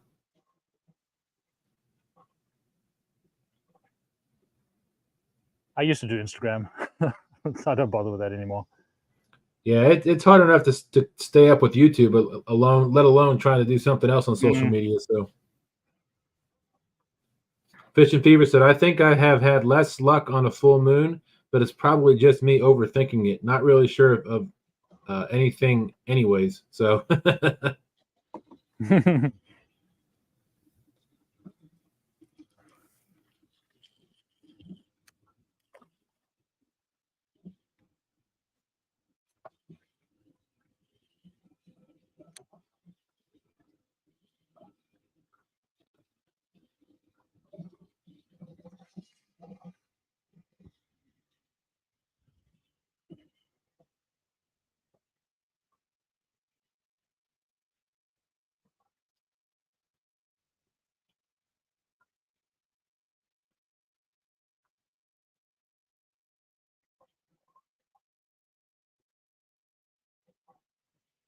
Oh, Matt was saying that he used to follow a few people on Instagram that chase massive alligator gar in Texas.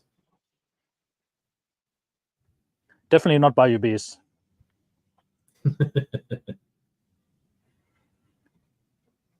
No, he was up there. And then what's that other guy? There was a he's a guide.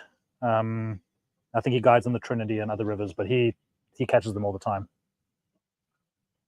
But he was like the most famous sort of guy on Instagram with that stuff.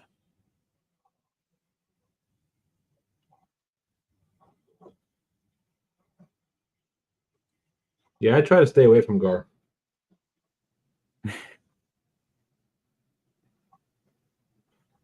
Small gar are a pain, but when you catch a big one, it's really good fun, and it's a good achievement too. But the little ones, yeah, it's like, please get off my line, leave my bait Yeah. alone. Or the ones that just constantly terrorize your baits. Yeah, I mean that's what this could be as well. It could be a little gar that's chasing that fish around.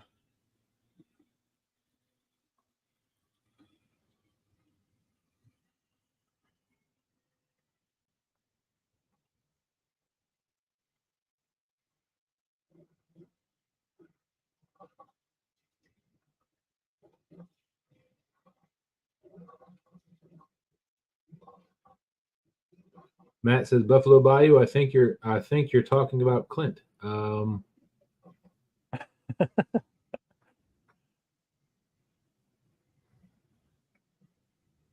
so I'll give it to Alex. I'll give it to Bayou Beast. He was the Buffalo Bayou flathead champion and gar champion, and then I was the blue cat guy. Ah, JG likes your bait tank. He said that bait tank is awesome. Thanks, JG. Baba Bedre, yeah, that's exactly who it was. He's that guide that takes people out and catches big gar.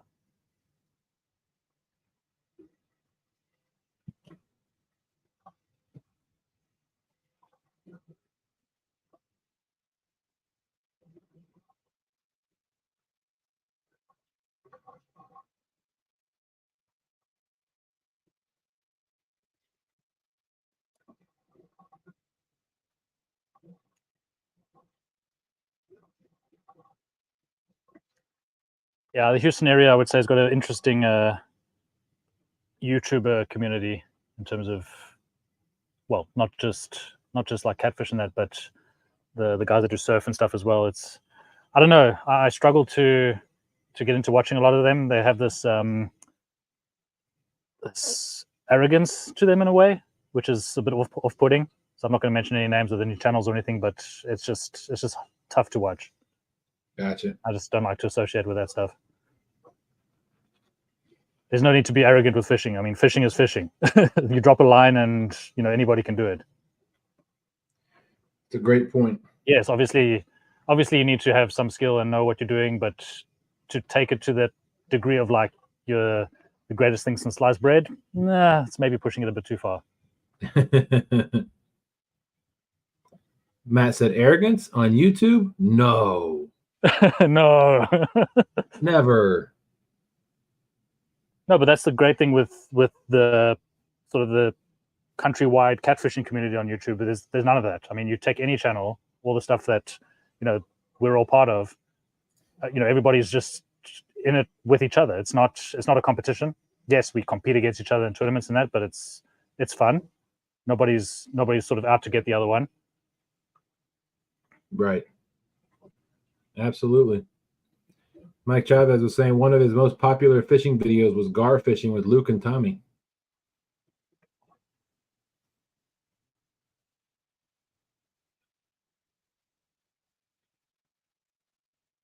Yeah, but I hear you. Fishing's supposed to be fun anyway, right? So Yeah. it's when you start taking it too serious that it makes it a lot less fun.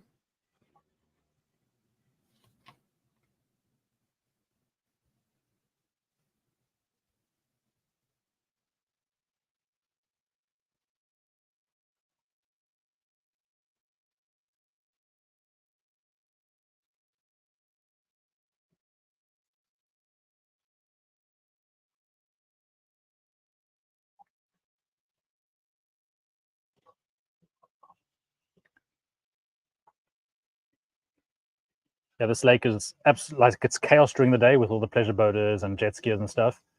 And as soon as that sun goes down, there's literally 0 boats on this lake right now. I don't see any lights. There's no nav lights. There's nothing out here.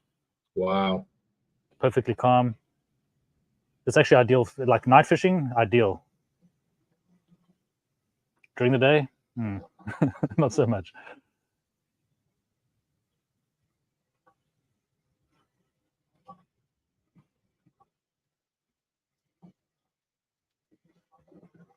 Bayou B said, when Clint and I first started, we were pioneers in the bayou fishing scene, but over the next 2 years, it became very competitive with some real.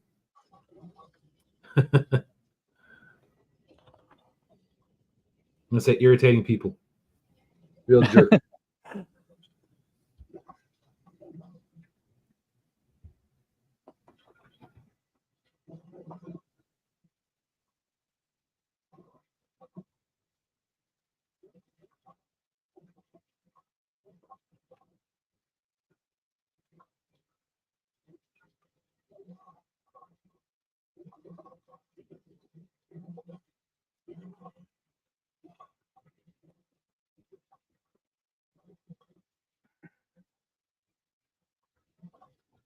JG said, come on, Clint, get the fish, man. You can do it. Water temp. You can do it. Just do it. You can do it. Just do it.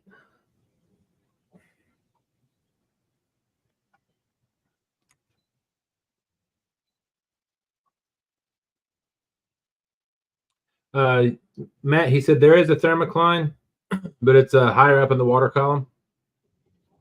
Very high. Like literally, I'm looking at it right now. The whole, so it's 20 feet deep right now. From, I would say from 18 feet all the way to the surface is thermocline.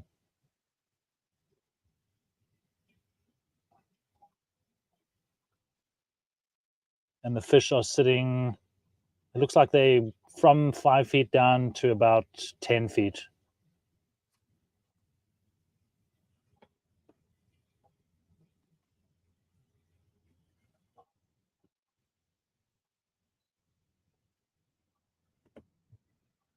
JG said, holy crap. Matt said, nice depth for a catfish. Yeah, not a bad idea. I've got some of the Patriot James floats sitting at home. I need to get them out again. I've actually got a bunch of them still in the wrapper.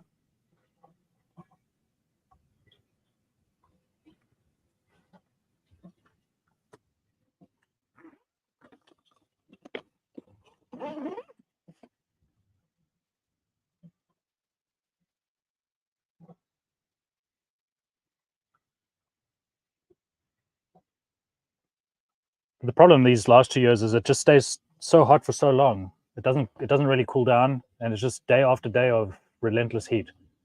Yeah. Last year was the worst. It was, I think, June or July. It was July, but it was, I think, 30 something days in a row, 34 days in a row or something of over 100 degrees every single day. Wow. And I think that thermocline just gets locked in there. It doesn't turn overnight or anything.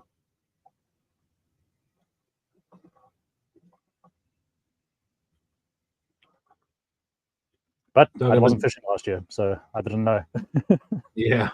Talking about the catfish floats, Matt said I need to get some new ones, but with his condition, I don't want to bother him with it.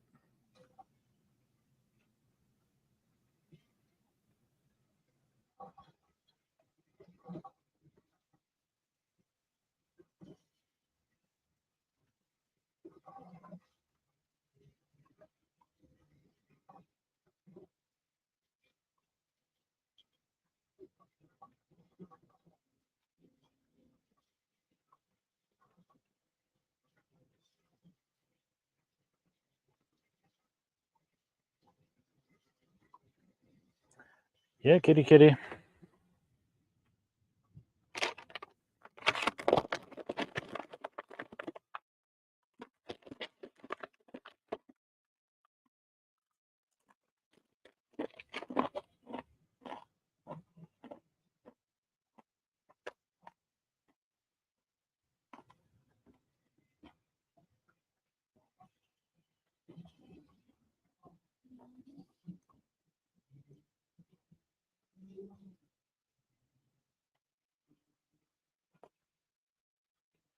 Okay, I'm gonna head off to the other spot to the nearby the island.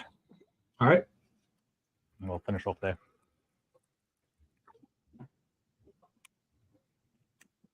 JG, I will be out on the 27th. Fishing the first of 8 live fishing league tournament events with Team Amish. Amish success. Austin and I will be out there together. See what we can do to bring home this win.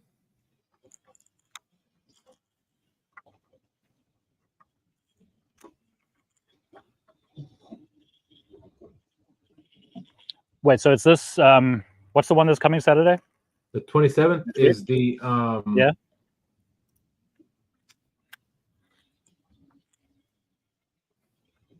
Stand by. Is it I forgot the name of it. Sudden Death or something? Not Sudden Death? Yes, Sudden Death tournament, yes. Sudden Death, yeah. Matter of fact, I'll pull up Kevin's page so I can remember what the rules were.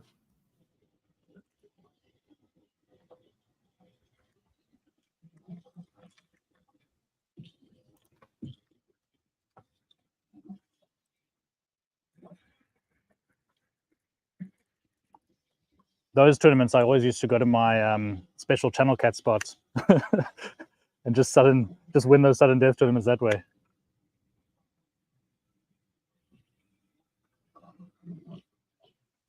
Actually, this one, yeah, that is Kevin's.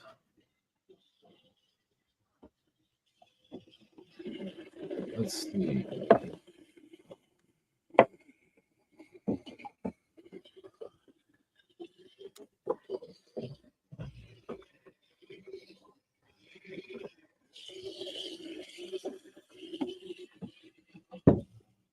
Trying to see if he has it posted.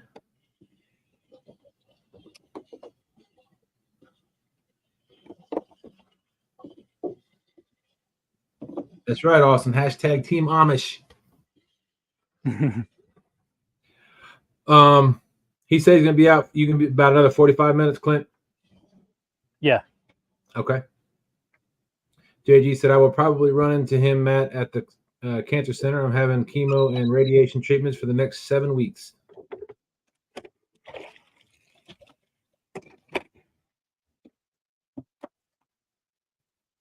That's awesome to hear, JG. That is awesome to hear.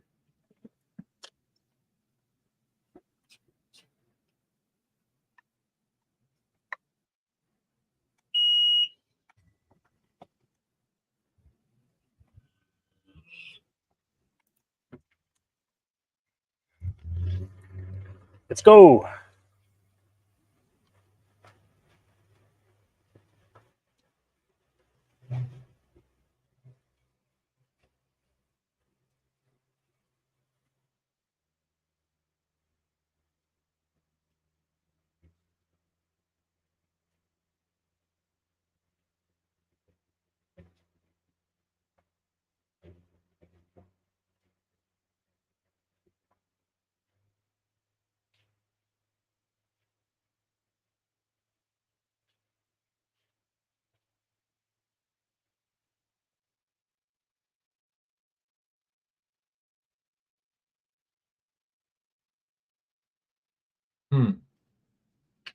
Well, I don't see it on his page.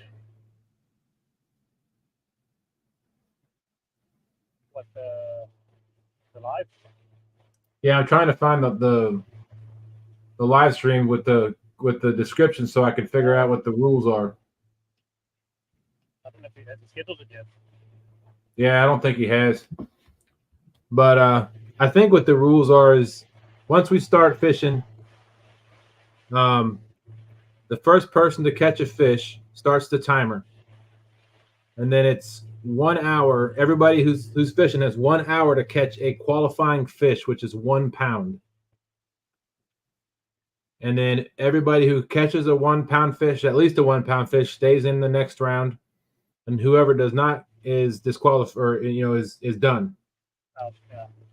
And then I think they do that again. So the next person to catch a fish starts the timer again, and it keeps going there until it's down to, I think, if at 10 o'clock we're down to 2 people, it's going to be sudden death. The next person to catch a fish wins. I think if he's down to 4 people at midnight, I think the same thing happens, but I don't remember exactly. I guess we will find out more about these rules come closer to the day of the tournament.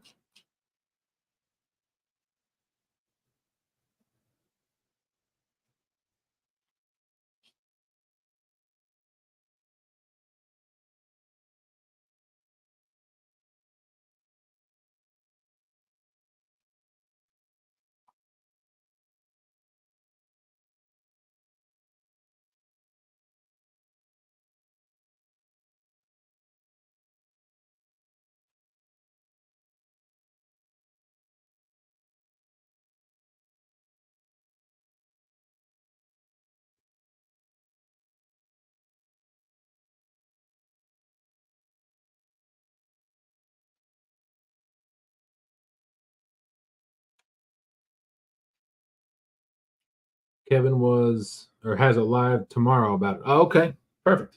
Oh, that's right. Yeah, he's going to do like a Wheel of Fortune draw kind of thing, or who's on which channel. Oh, okay, perfect.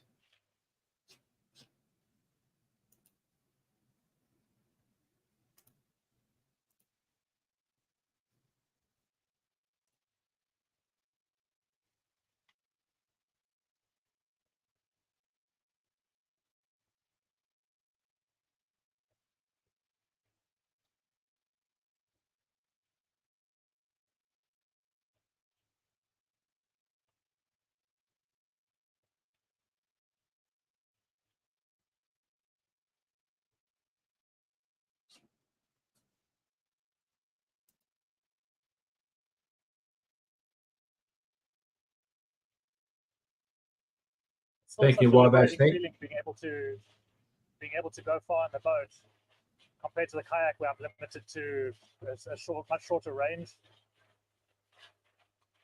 Absolutely.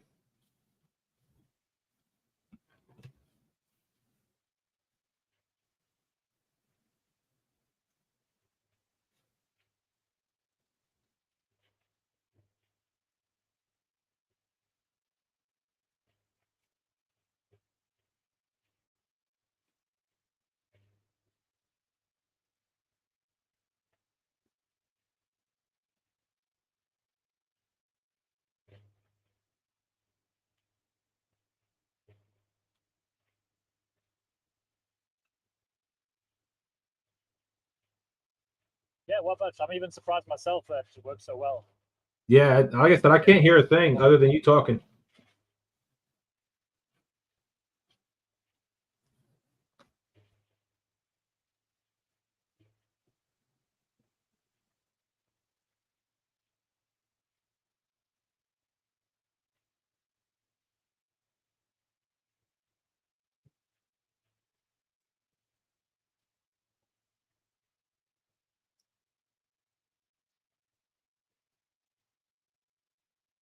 Still worry about the guys that don't use the nav lights out here.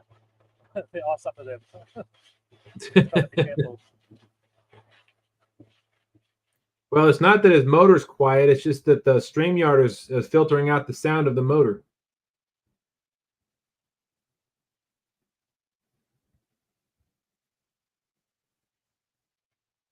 So Rhonda, this is why I say Rhonda's awesome.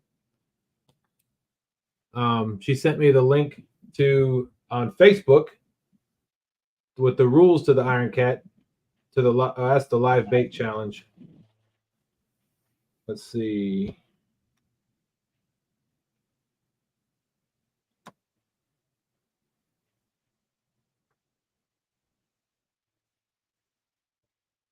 Well, that's the live bait challenge, Rhonda. The sudden death is tomorrow, or Saturday, the 27th. I'm sorry.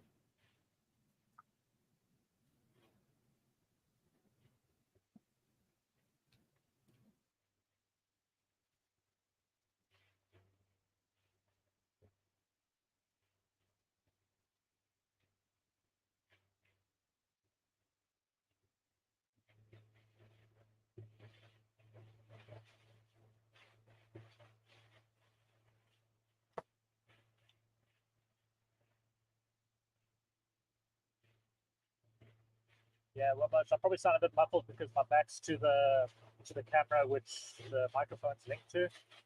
So maybe it's just lose the signal a little bit as well. And then plus the wind is like rushing into the front of me here. Yeah.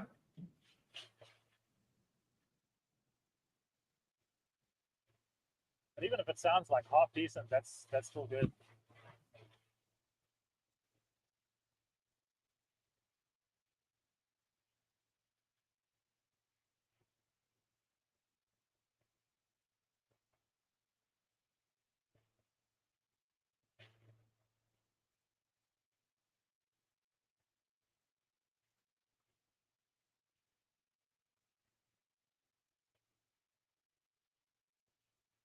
Yeah, Nate said still hears you good. Yeah, I agree. It's amazing.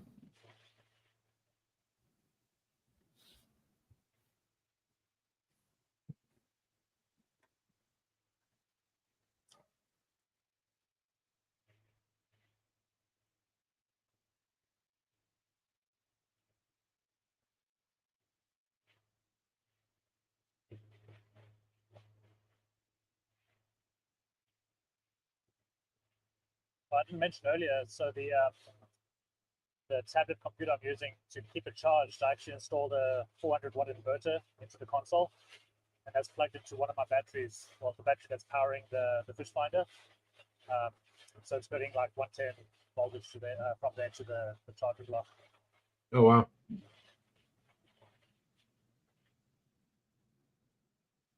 Catfish with us, welcome in. Says howdy, Clint. Can't hang out long. Got to get some sleep. Just popping in to say congrats on the new boat. Thank you, catch this with us. Well, I won't be out for much longer anyway, so if you stick around for 30, 40 minutes, that'll be when we close anyway. Just trying to get to the last spot here, drop the lines for a little bit. I'll have to call it a night myself anyway because I've got to get up early in the morning.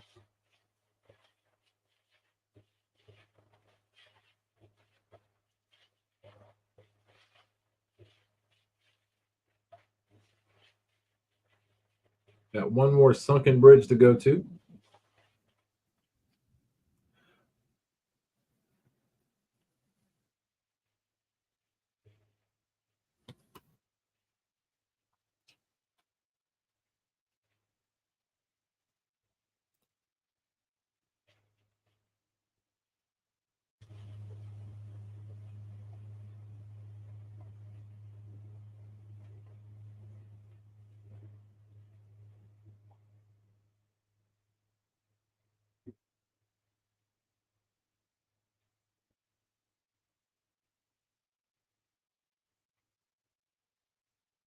I will be right back, Clint.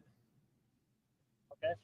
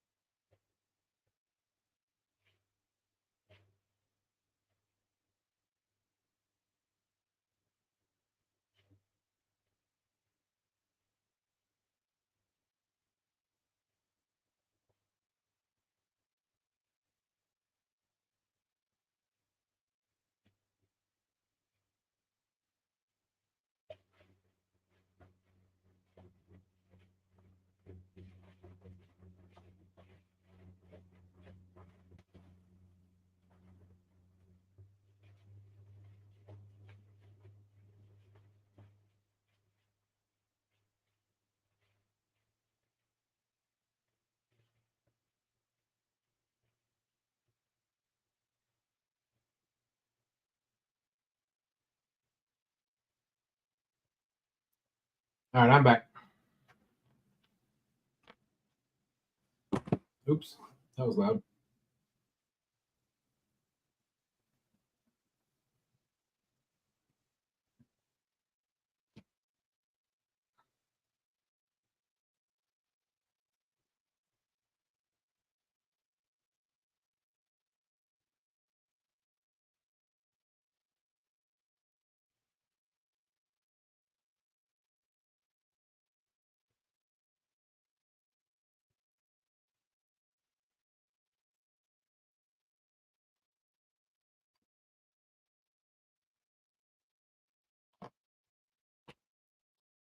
You think that he was muted, but he's not. I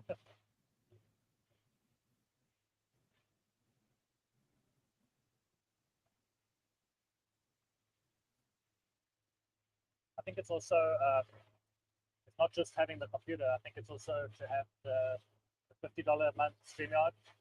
I took that for like the 1080p and the extra features. I think that noise reduction thing is part of that. Okay. I don't know, which one do you have, Dustin? Do you have the plan below that one? No, I have the. I think it's the. Pro? I think it's the $10 one. The one, the cheapest one that allows you to have 10 people on screen. Oh, okay. Well, then maybe just check in your settings if that plan allows it for that as well. And if it does, then all you need to do is use a computer instead of a phone. Right. Hey, Half Century Catfishing, welcome in. What's up, 50 Cent?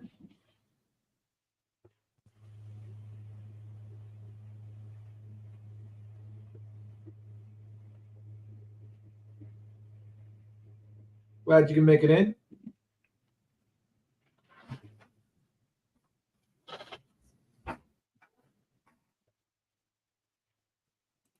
I'm playing Man Behind the Curtain tonight.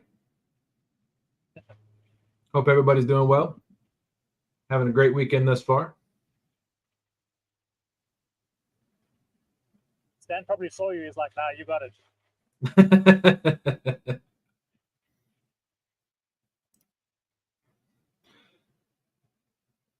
it. Stan is definitely the OG of, well, from in my opinion, from what I've seen, the OG of hosting. Yeah. So. And you're right, he's everywhere. Like literally any show you boot up on YouTube, he's there somehow. That's right.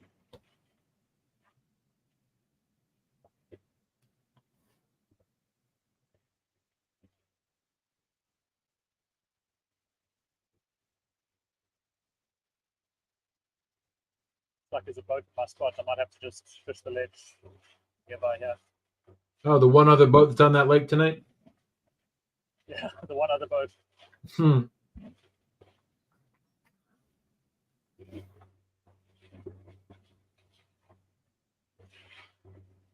Nah, he's moving.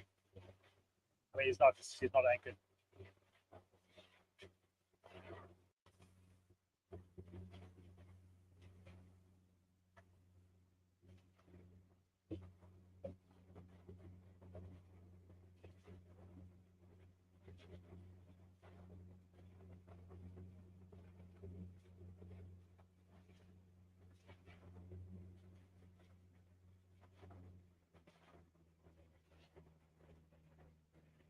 And this bridge is actually not visible on the Lorentz chart. I've got to use avionics to find it. Oh, wow.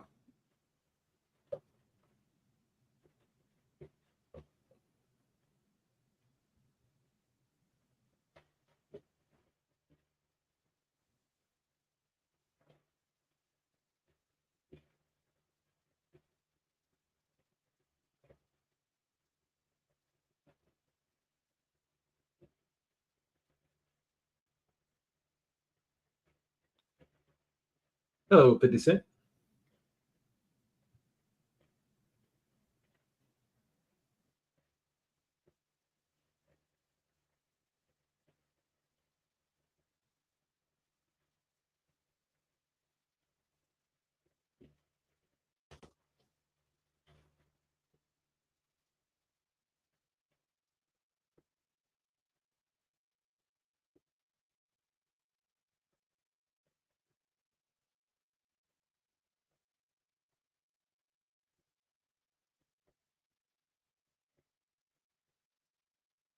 Almost there.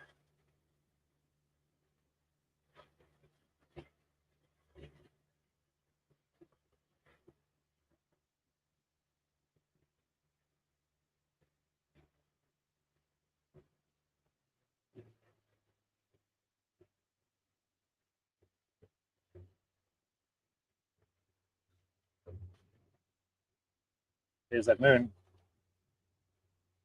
Yep. I see the same one.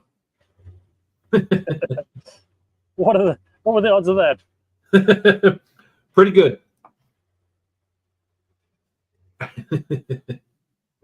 And there's my bridge on the side scan. I still am shocked and amazed every time I see side scan imaging. It's incredible. Yeah, that's one of the things I want to do to upgrade mine is to get side scan.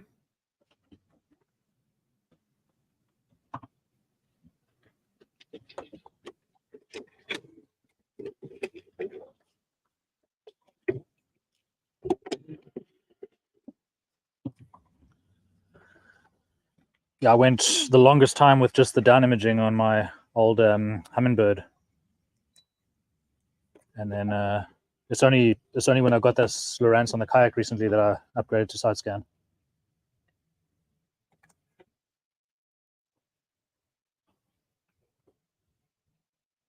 Okay, and then what do we have in terms of fish down there?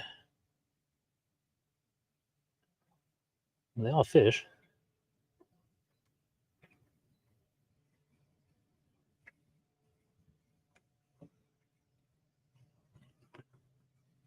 Okay. Oh no! Uh-oh. Okay, well, the black light. We know that. Yep. So if anyone was wondering, it is. See, it's an educational show tonight too.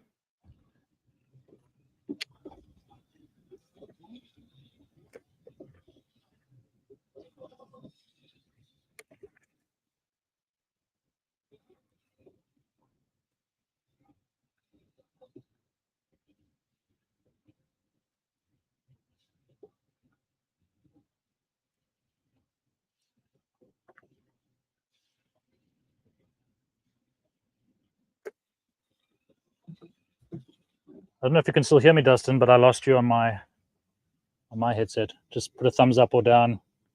Oh, I can still hear you. Oh, I got you again. Okay. Okay.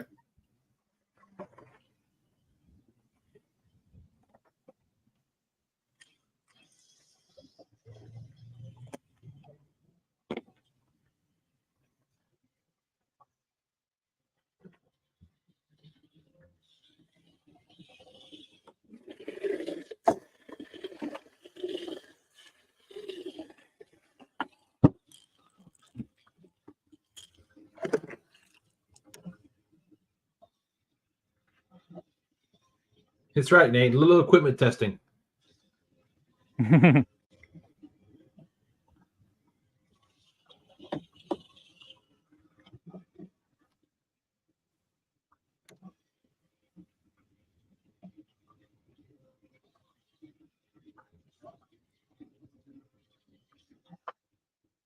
It's now 11:36 Eastern Time, 10:36 Central.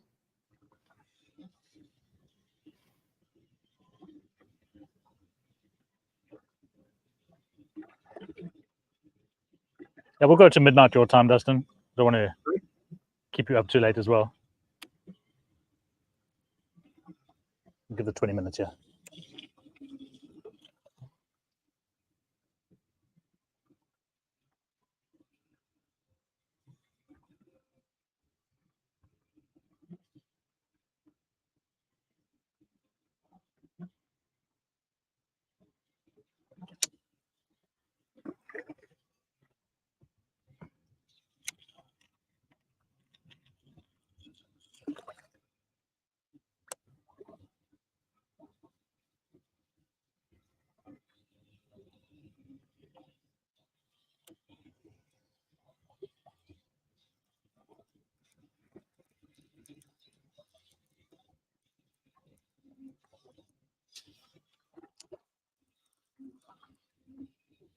He's on Lake Conroe.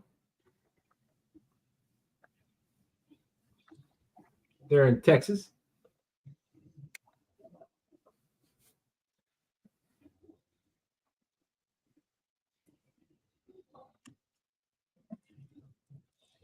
Yeah, what's funny is I'm sort of the only one that sort of catfishes properly, if you want to consider doing what we do, proper catfishing.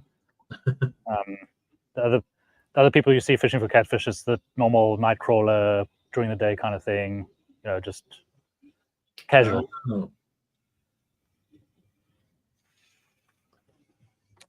That's how I started out. I haven't seen any other boats or kayaks or anything out where people are actually, using rod holders and putting cut bait on and stuff like that.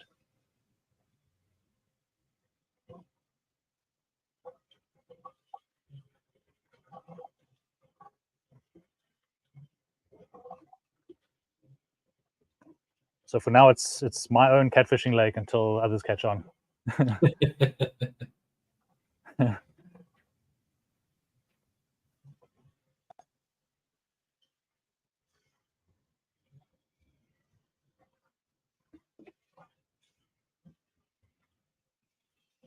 It's kind of nice to have all the catfish to yourself, huh? Yeah. The question is, well, the thing is now, if they just bite. Oh, it's funny. I tried to join there's a Lake Conroe fishing group on Facebook, and I deleted social media last year completely, including the YouTube channel, and decided to come back to Facebook and YouTube. Made a new profile, whatever. So I tried to join the Lake Conroe page or fishing group thing, and then it had like an auto rejection because like my account wasn't certain months active or whatever. So I'm like, okay, screw you guys. I wanted to post pictures of like big catfish from Lake Conroe. If you don't want to see it, then fine. I'll keep it to myself. Wow. But it's like some automated thing. It wasn't a person that rejected it. Right. It gave like a thing saying automated rejection.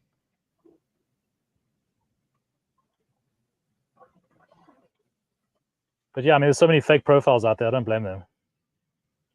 Oh, absolutely. I get friend requests from them all the time.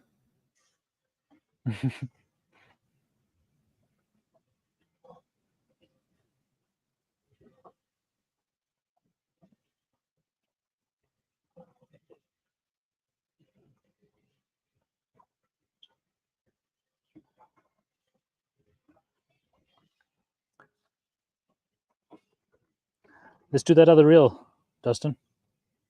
All right.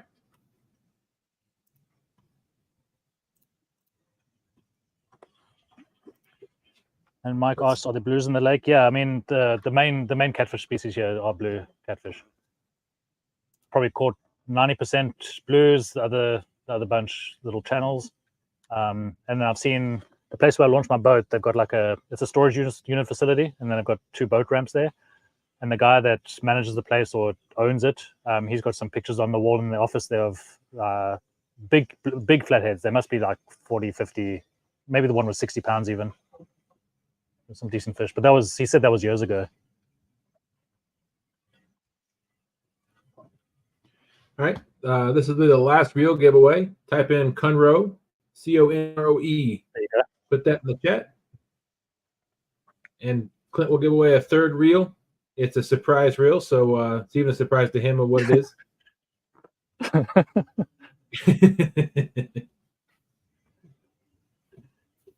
Now I'm second guessing myself if I have the third one. Otherwise, I got to go buy the third one and send it out. That's okay. No, I've got the 3. It's fine. All right, we'll give it a couple minutes. We got 11 people watching.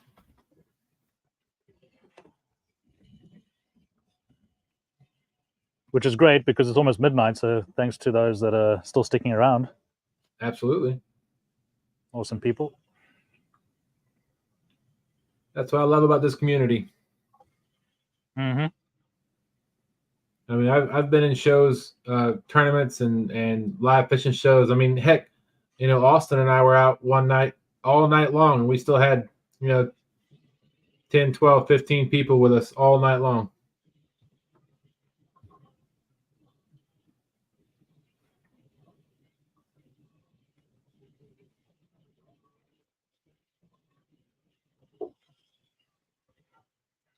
Smoky Mountain Catfish said, enjoying the live, even if not catching anything.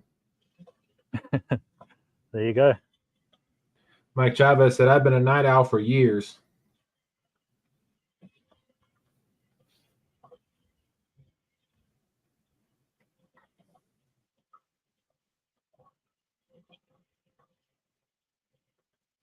That's the thing. Even if I don't catch, I'm not upset.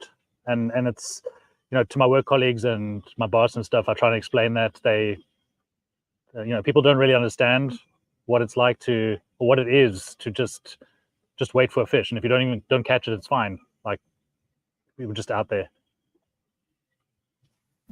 Yes, sir. It doesn't bother me not to catch. That's why Stan always, Stan says that. Stan always says it's being out on the water and just enjoying the time out on the water and in nature is enough. The catching of the fish is just a bonus.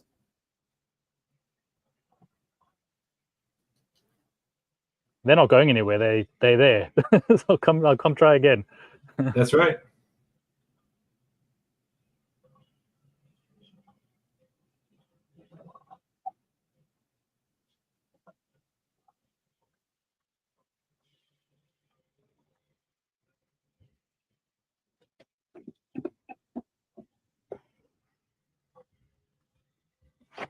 Hey, Mark, Catfish and Crappie says, hello, everyone. Welcome in. Hey, Mark.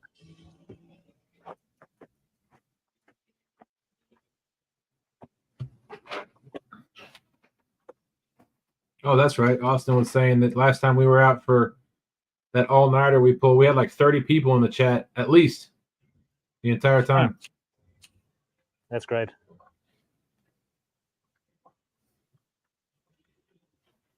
All right.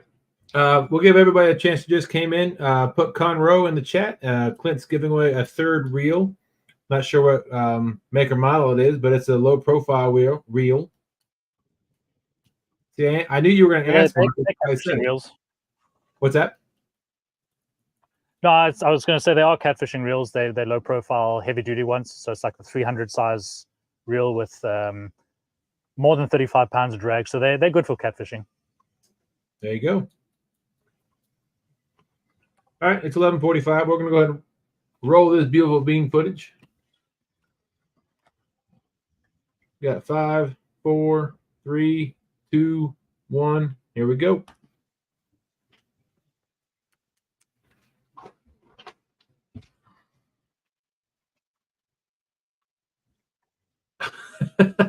Oh,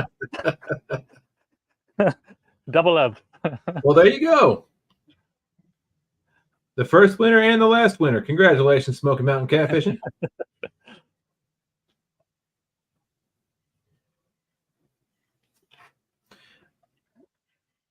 You should have his email. Yeah, I do. Austin said, oh, come on.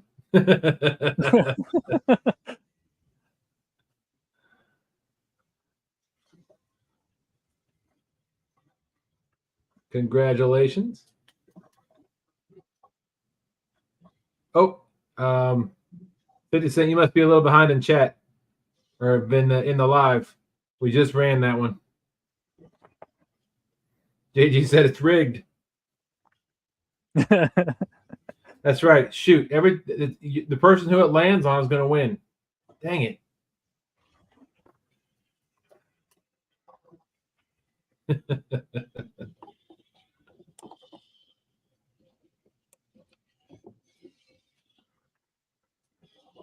That's right. Mike Chavez says that deserves a fish.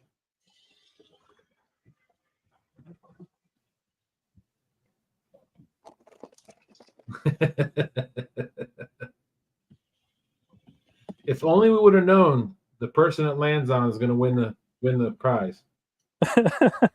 Maybe we would have a different outcome. Uh-oh. Uh-oh, Nate. You better stop spamming with emojis. Nightbot's going to get you. Nightbot, yep.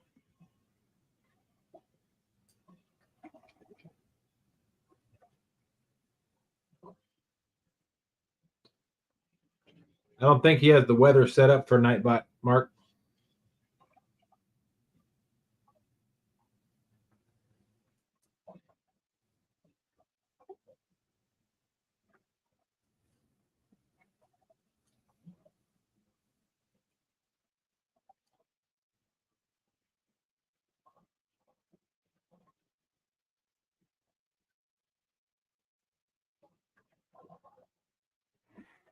Yeah, kitty.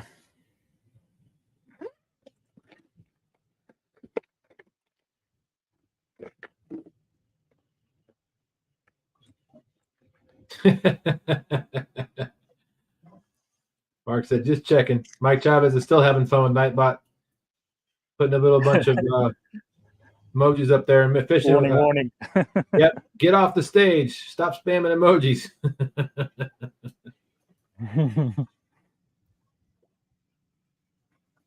Danger, Will Robinson. That's right.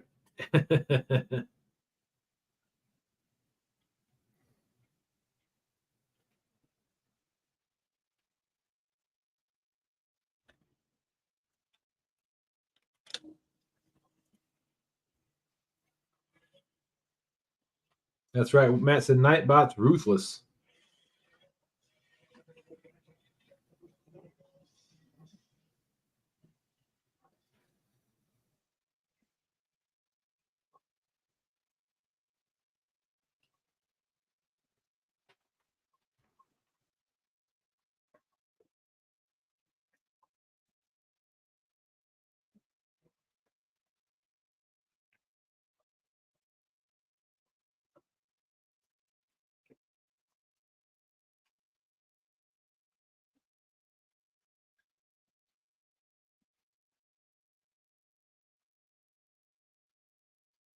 Come on, kitty cats.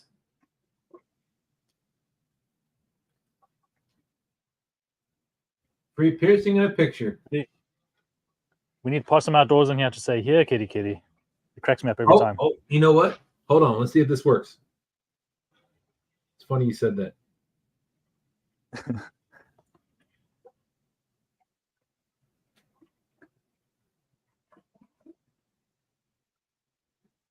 You ask,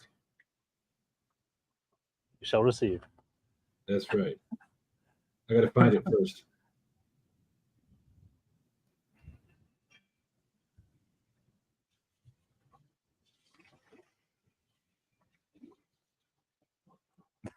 Mike Chavez. Pushing Nightbot to the limits.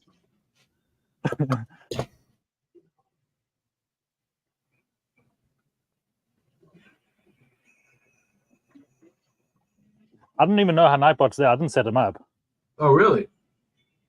Yeah.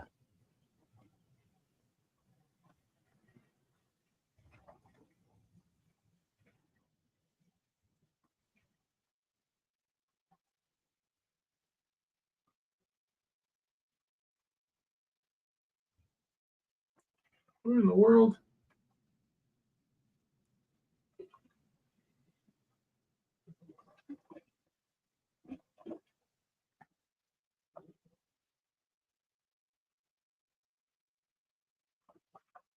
I really hope somebody didn't delete that. What do you have, like a video clip? I have an audio clip on my phone of Oh, okay. Possum. But Matt now I says, can't find it. Does anyone else see the new YouTube policies? No, what are those, Matt?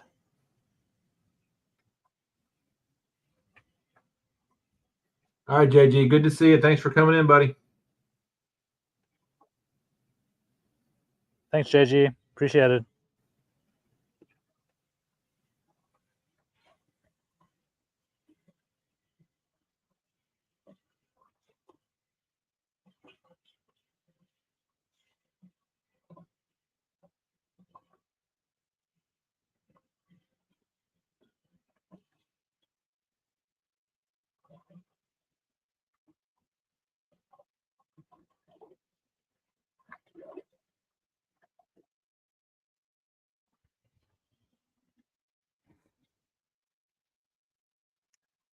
Oh, so Matt's saying anything with guns or something with cleaning fish or harvesting animals. Yeah, but I think that's been around for a couple of years now. Yeah.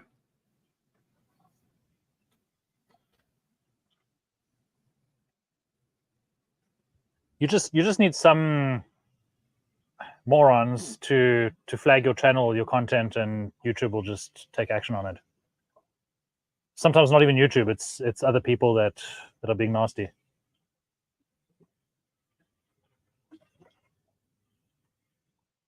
Because yeah, I mean, I literally just cut bluegills' heads off with a pair of scissors, and if someone, if Peter came in here and decided that that's like cruelty to animals, they can just shut it down.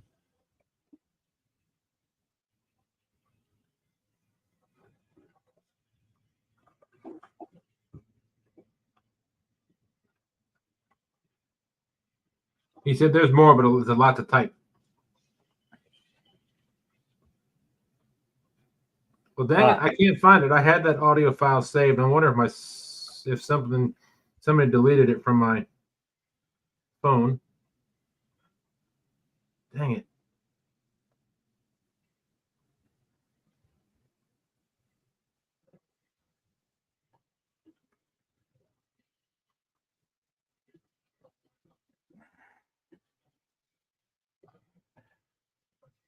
Yeah, kitty.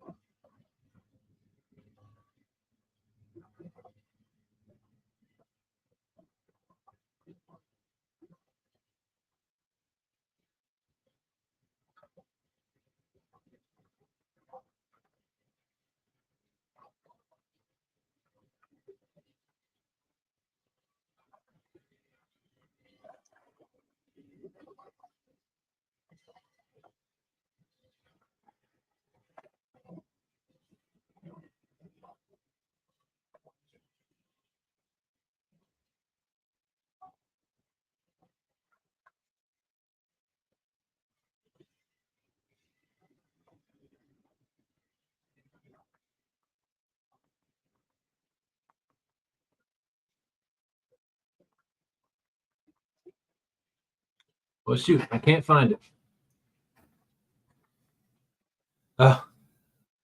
Mike Chavez says, looks like your last year's model. Wow. Nightbot is trying to shame him now. Good gracious. I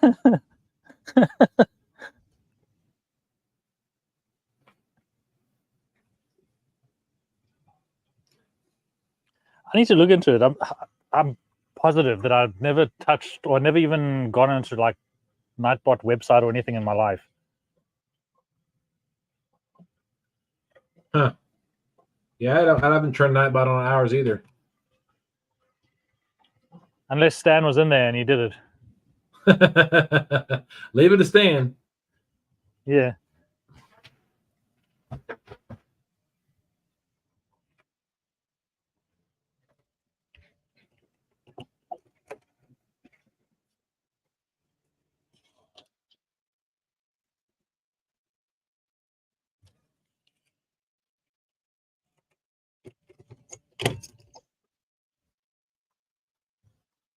Oh, come on. Here, kitty. God, I'm so mad now. I had that recorded. I was gonna make a ringtone out of it.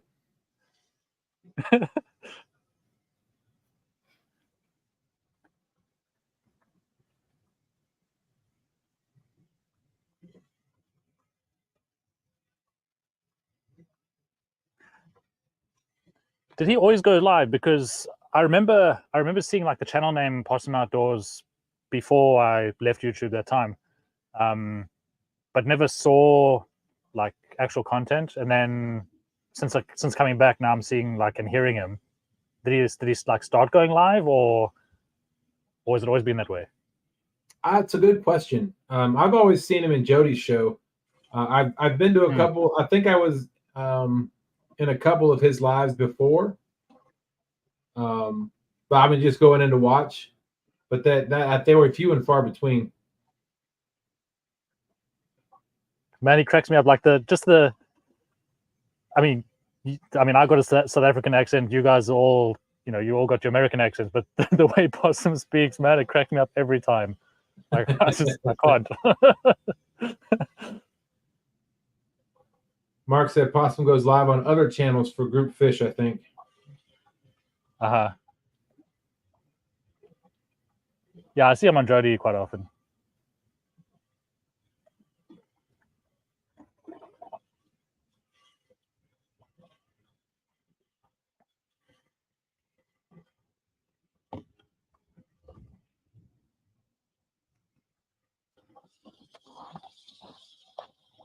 Well, the good thing about being out in the middle of the lake and the wind blowing a little bit is that I've brushed away all the mosquitoes and they're not coming back. There you go. Always a silver lining somewhere. Yeah.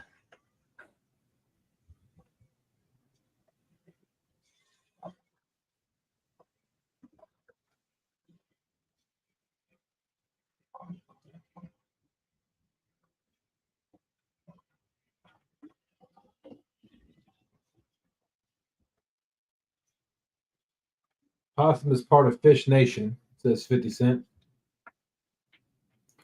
Yeah, Mike Chavez says Possum's the way Possum talks. Possum it's very unique. Talks is very unique.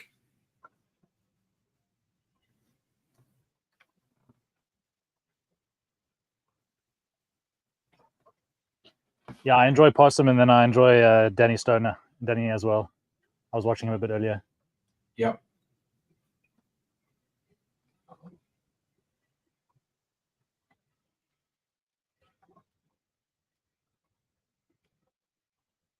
Well, Clint, I got midnight on my end. Yep. No, we can close it off. I need to head back as well. Yeah, I mean, Dustin, thank you so much. I really appreciate it. You're very welcome. Thanks for asking me. I appreciate you thinking of me. Just having you out here hanging with me, not catching fish. It's great. Yeah, and thanks for everybody that joined. Yeah, and I think I'll be live again next week in the tournament, and then the week after that will be Austin's one, and then I think it's the other live fishing tournament league stuff after that. And then probably I'd like to do a video of like a walkthrough of the boat, the same way I did for my kayak video not too long ago, just so people can see exactly how I've set it up and how I've laid it out and stuff like that. No set date on that. I'm sort of trying to just do things as I do them with no pressure on myself as well. I want to just focus more on the fishing. Yeah, I've got a channel, but it's not that I'm pressuring myself to put out content all the time. So it will come when it comes. But yeah, just appreciate everybody being here and wish you all a fantastic evening and a good sleep.